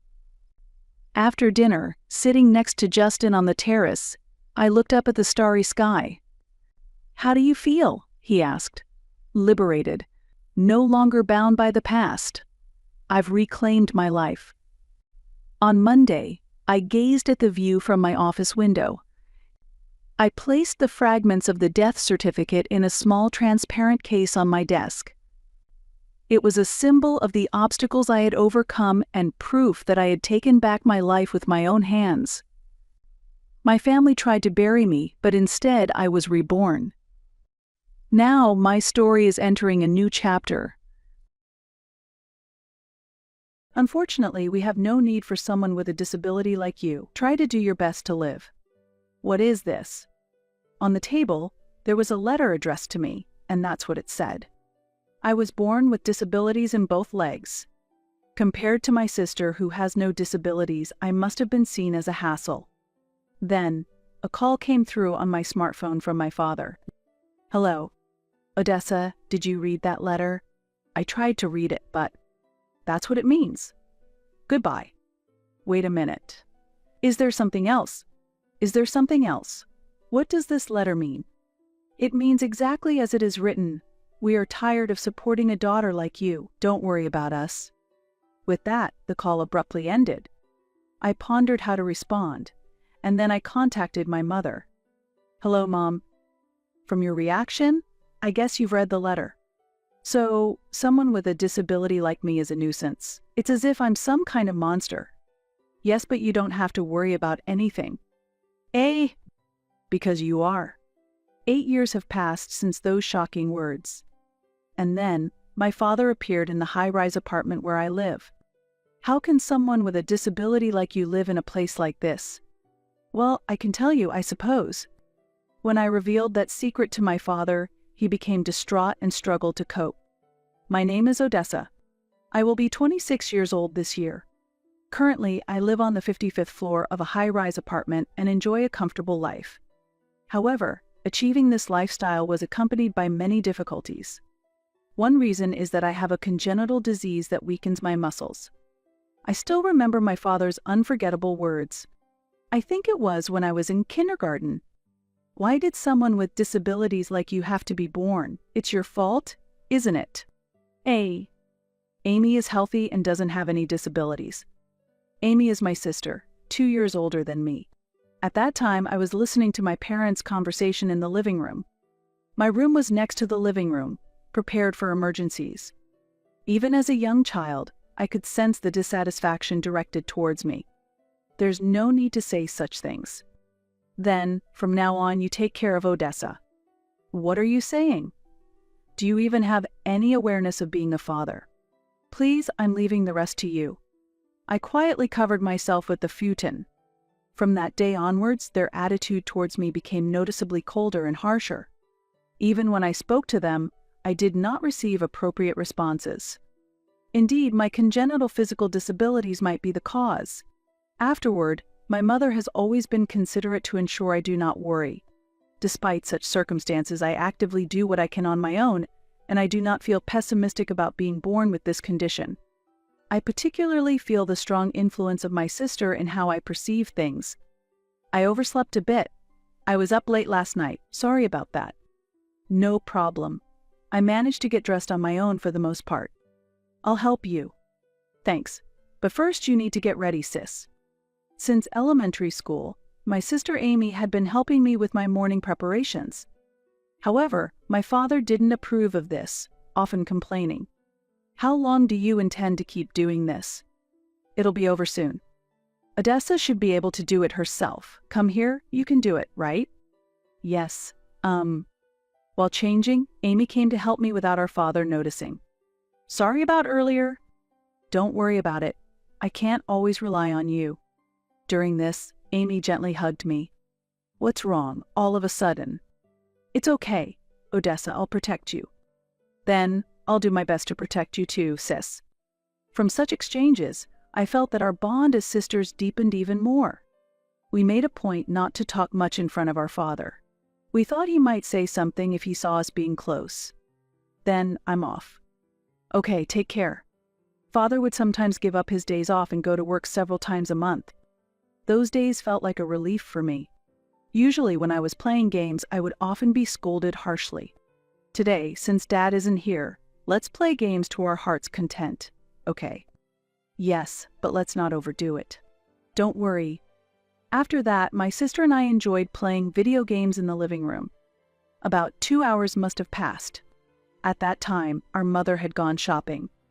I heard the front door open and thought that Mom had returned, but, "What are you doing?" When I turned around, it was my father's voice. "Dad, why are you here? What happened to work?" "I came back because I forgot something. Where's Mom?" "She went shopping." "So, what are you two doing? Tell me." Confronted with my father's gaze, I froze in fear. My body felt as if it had turned to stone. Sensing this, my sister tried to protect me. We were just playing a game. But I was the one who suggested it. Odessa hasn't done anything wrong. Is that true? It's true. With that, my father forcefully pulled my sister's arm. Seeing this, I worried that he might harm her in some way. At that moment, I felt a responsibility to protect my sister. I wanted to do it, and I asked Amy to join me. So, please don't hurt her. I see, so you instigated this after all. Go back to your room. Understood. As instructed, I returned to my room. A small consolation was that our house was built with wheelchair accessibility in mind. I could hear my father yelling from afar. I deeply regretted my own powerlessness. At that moment, the door to my room opened.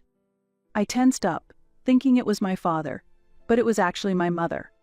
Is everything okay? I'm fine. But how is Sis? Yes, she's all right too. Something felt off about my mother's response, and I tried to head to the living room.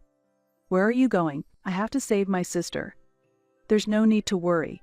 If you go there, you might provoke your father again. I understand. I'll stay here. My mother was right. If I went, it might have worsened the situation. I decided to trust my mother's reassurance. I'm sorry. I wish I were stronger. Due to my father's domineering nature, my mother always tried not to provoke him. Don't worry about it. I'm grateful for you. After a while, my sister came into the room. Sis, father has gone to work, so there's no more trouble. I see. Did he say anything to you? Yes, a little.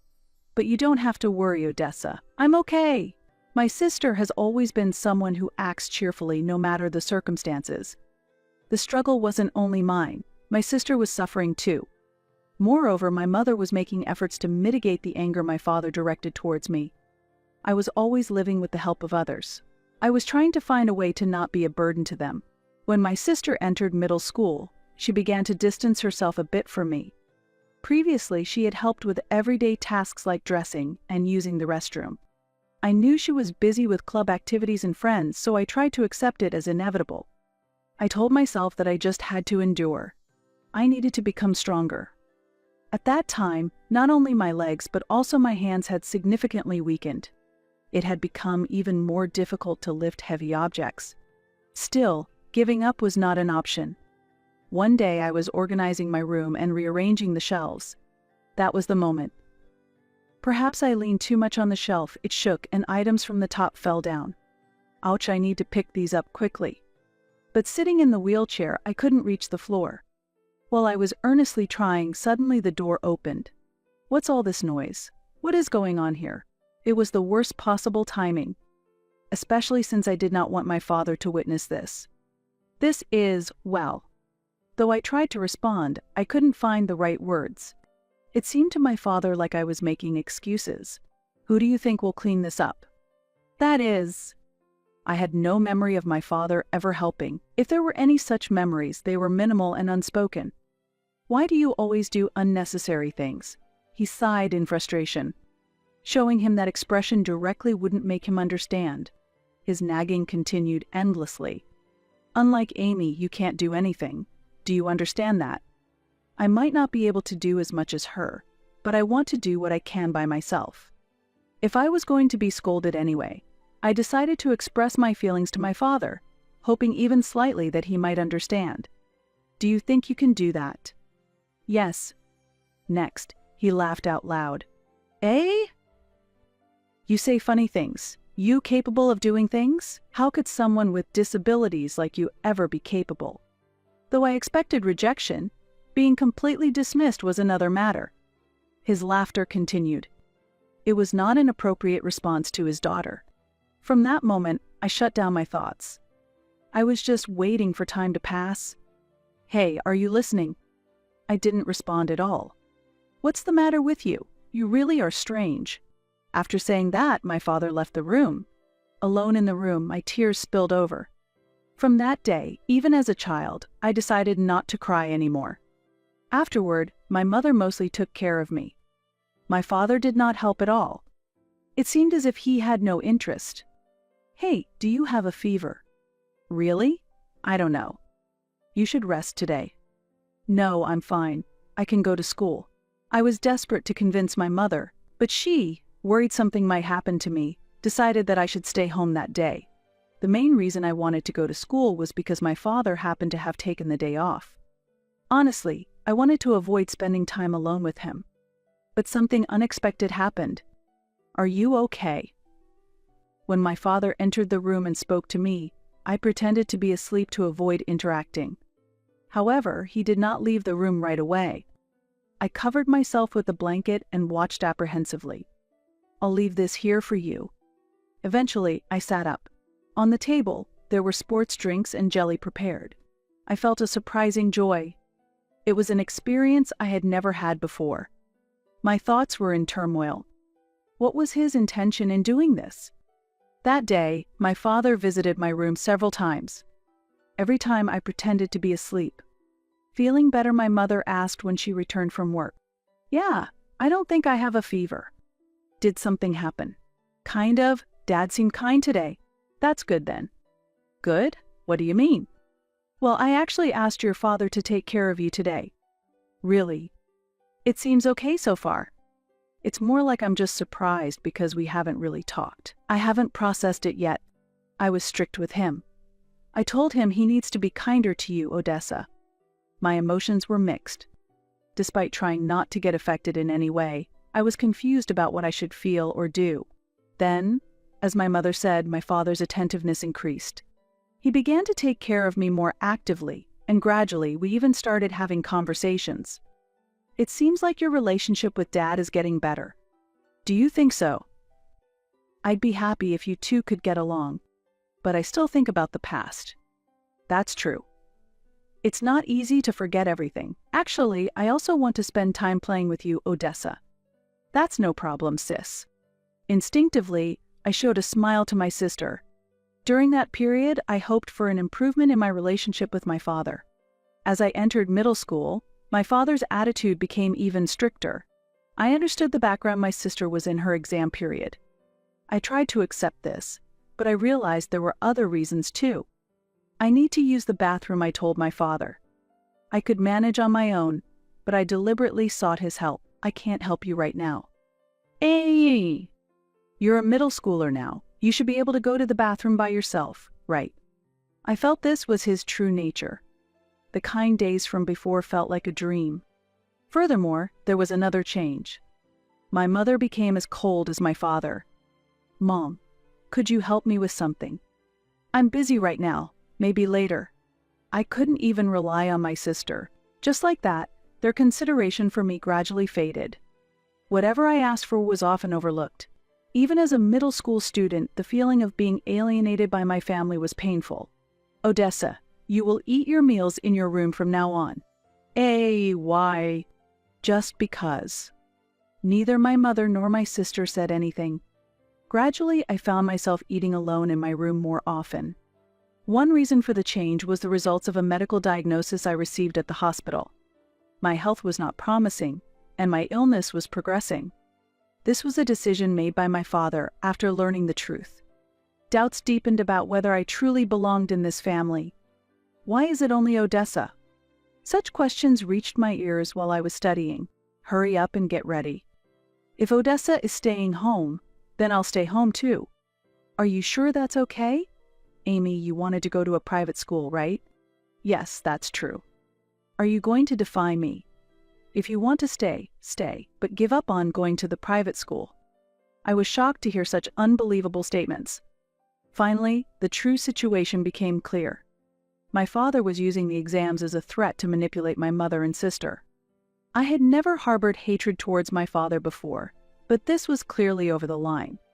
However, with my limited mobility, I wondered how I should handle this. From that day on, I couldn't stop thinking about this issue. I'm going out for a bit. I'm sorry, Odessa. I'm fine, don't worry. In the distance, I could hear my father calling. It seemed he was urgently summoning me. Come on, hurry up. Every time I showed a sad expression, I worried that they might overexert themselves because of me, so I decided to act strong. They often left me behind when they went out. If this happens every time, I will gradually become accustomed to the situation. Previously, my father often went out to avoid me, but at some point he began to act without hesitation. Let's go out to eat today. Let's go. I think this sudden plan is a bit much. Well, maybe. I decided this. Hurry up. Of course, Odessa will be waiting at home. Amy, who was listening next to me, tried to say something, but I grabbed her arm to stop her. It's okay. Go ahead. You are so kind, Odessa. Wait a minute. Do you know what they say about me at work? You probably don't. My father began to talk about how miserable he was. Even at work, I suffer because I am a father with a daughter who has disabilities. Can you understand how frustrating that is? There is no way I could understand that. Such complaints should not be directed at me. He is hardly fit to be a father. But what can I, a middle school student who needs a wheelchair for mobility and whose life greatly depends on support, do against him? Don't worry, I'll manage on my own. It's okay. My mother and Amy looked at me worriedly. If I go along, I'll just be in the way, and you shouldn't have to worry about how others look at you. Amy was not fully convinced, but she still went out with our parents. I could not predict what would happen if I defied my father. It felt like the wise choice. Even after advancing to high school, my father's attitude did not change, but an incident occurred that made the past seem insignificant. After seeing off my family, I returned to my room. I felt lost, wondering when I would be freed from this life. It's the summer vacation of my 3rd year in middle school. I hate to ask, but could you take care of Odessa for 3 days? Isn't she coming with you? Odessa says she wants to concentrate on her studies as she is a student preparing for exams. Is that okay? Yes? Then, leave her to me. That's how I ended up being left at my grandparents' house. Lying had become the norm. It seemed that my father felt no guilt lying even towards his own parents. Watching him wave goodbye with a smile, I felt an indescribable sense of dread. Once he was out of sight, my grandmother asked me, "It's just us here. You don't have to hold back." Hey, are you really okay with not going with everyone else? Being with me? Mom and Amy can't fully enjoy themselves? I want to avoid that at all costs. I replied emphatically. Odessa, you really have a big heart. Not really. But here, you don't have to worry about what others think and can relax as you please. Yes, thank you. Perhaps my grandmother sensed what was in my heart, but she did not probe any deeper. I truly felt comfortable here. As a middle school student, I didn't have the power or wisdom to change the situation. Being scrutinized by others was unpleasant. Therefore, I was truly grateful for my grandmother's warm support. 3 days later, my mother and sister came to pick me up. Just the two of you. Sorry, Dad has already gone home. I see. Was Odessa okay? She was very good. This is my advice to you, make sure you take good care of her. Yes, I understand.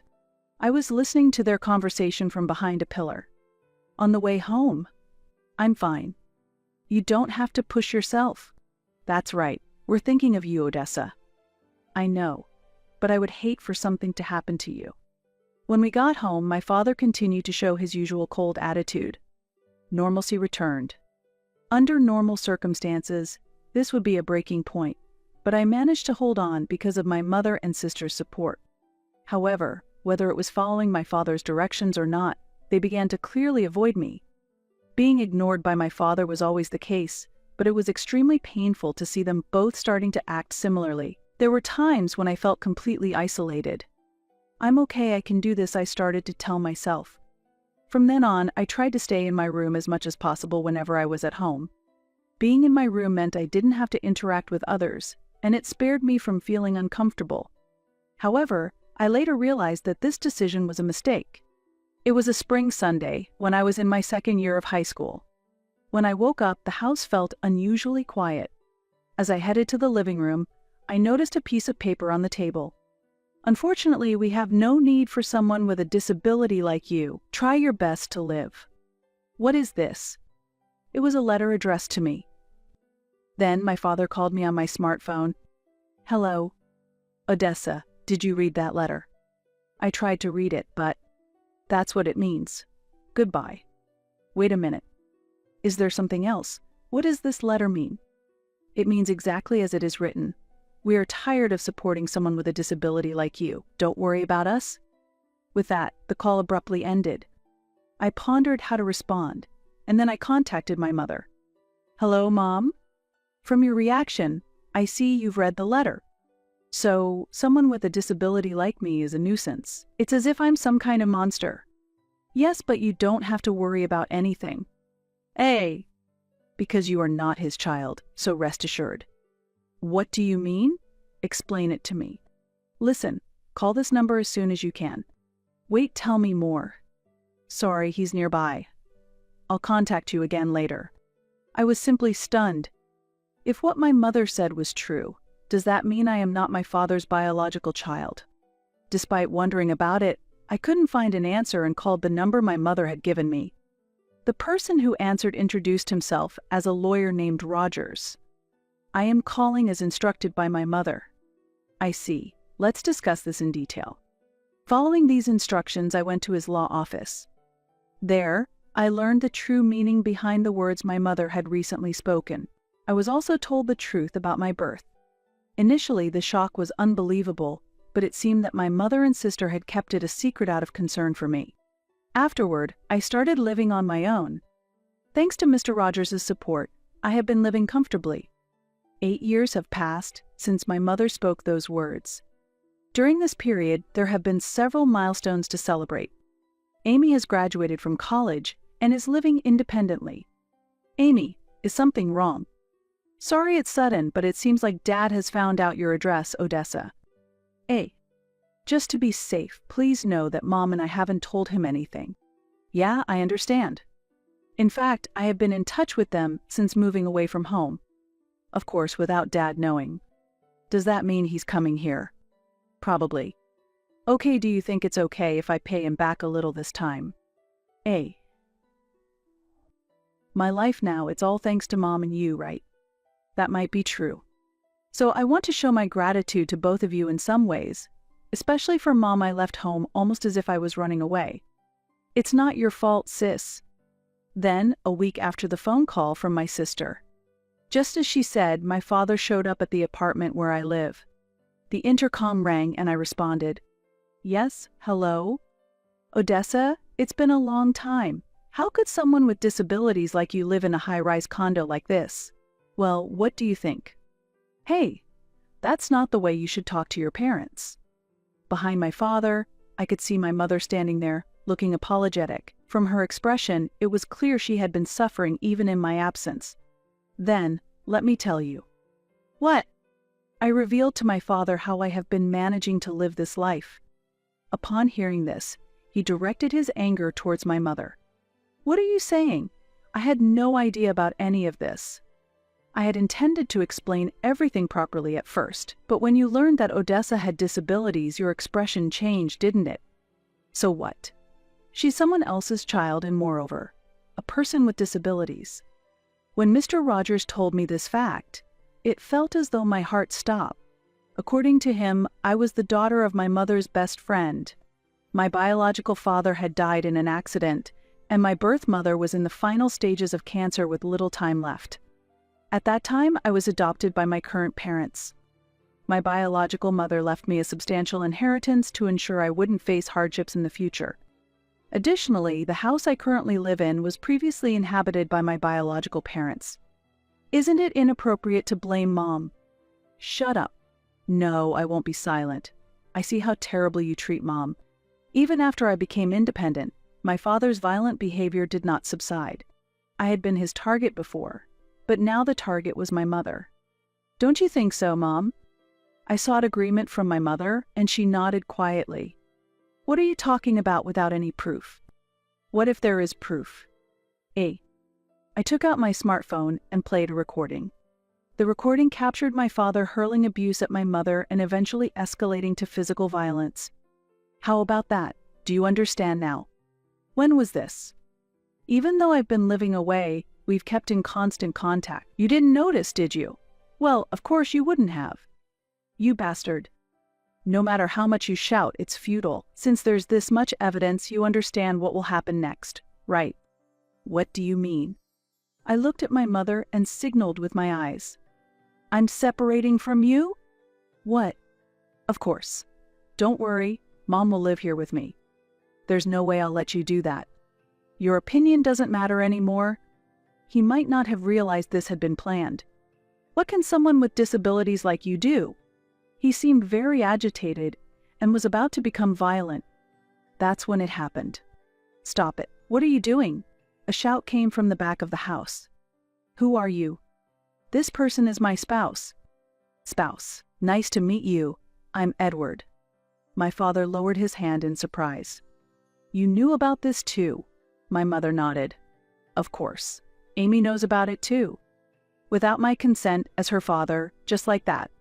I'm already an adult, so there shouldn't be a problem. Now, can you please leave? Just when I thought he would leave, it seemed he had not given up yet. Wait a minute. You must have inherited other properties besides this house, right? So what? As a parent, I should have the right to receive part of that inheritance. On what basis do you say that? There is no such right. Seeing my father's desperate demeanor, I couldn't help but burst into laughter. Why are you laughing so much? Because you're making completely irrelevant statements. My father was stamping his feet in frustration. The road ahead of you will be tough, but you should do your best. You'll have to pay alimony too. By the way, Grandpa and Grandma already know the situation, so it's pointless to try and rely on them. You really planned it all out to this extent. His demeanor changed completely, and he became quite quiet. He was probably reflecting. There's nothing more to talk about, so goodbye. Wait, listen to me. I really apologize. Father took a perfect pose of apology. What does it feel like to abandon all pride towards someone you've looked down upon? I pondered this. However, his apology did not change my heart. There's no point in doing this, so please leave quickly.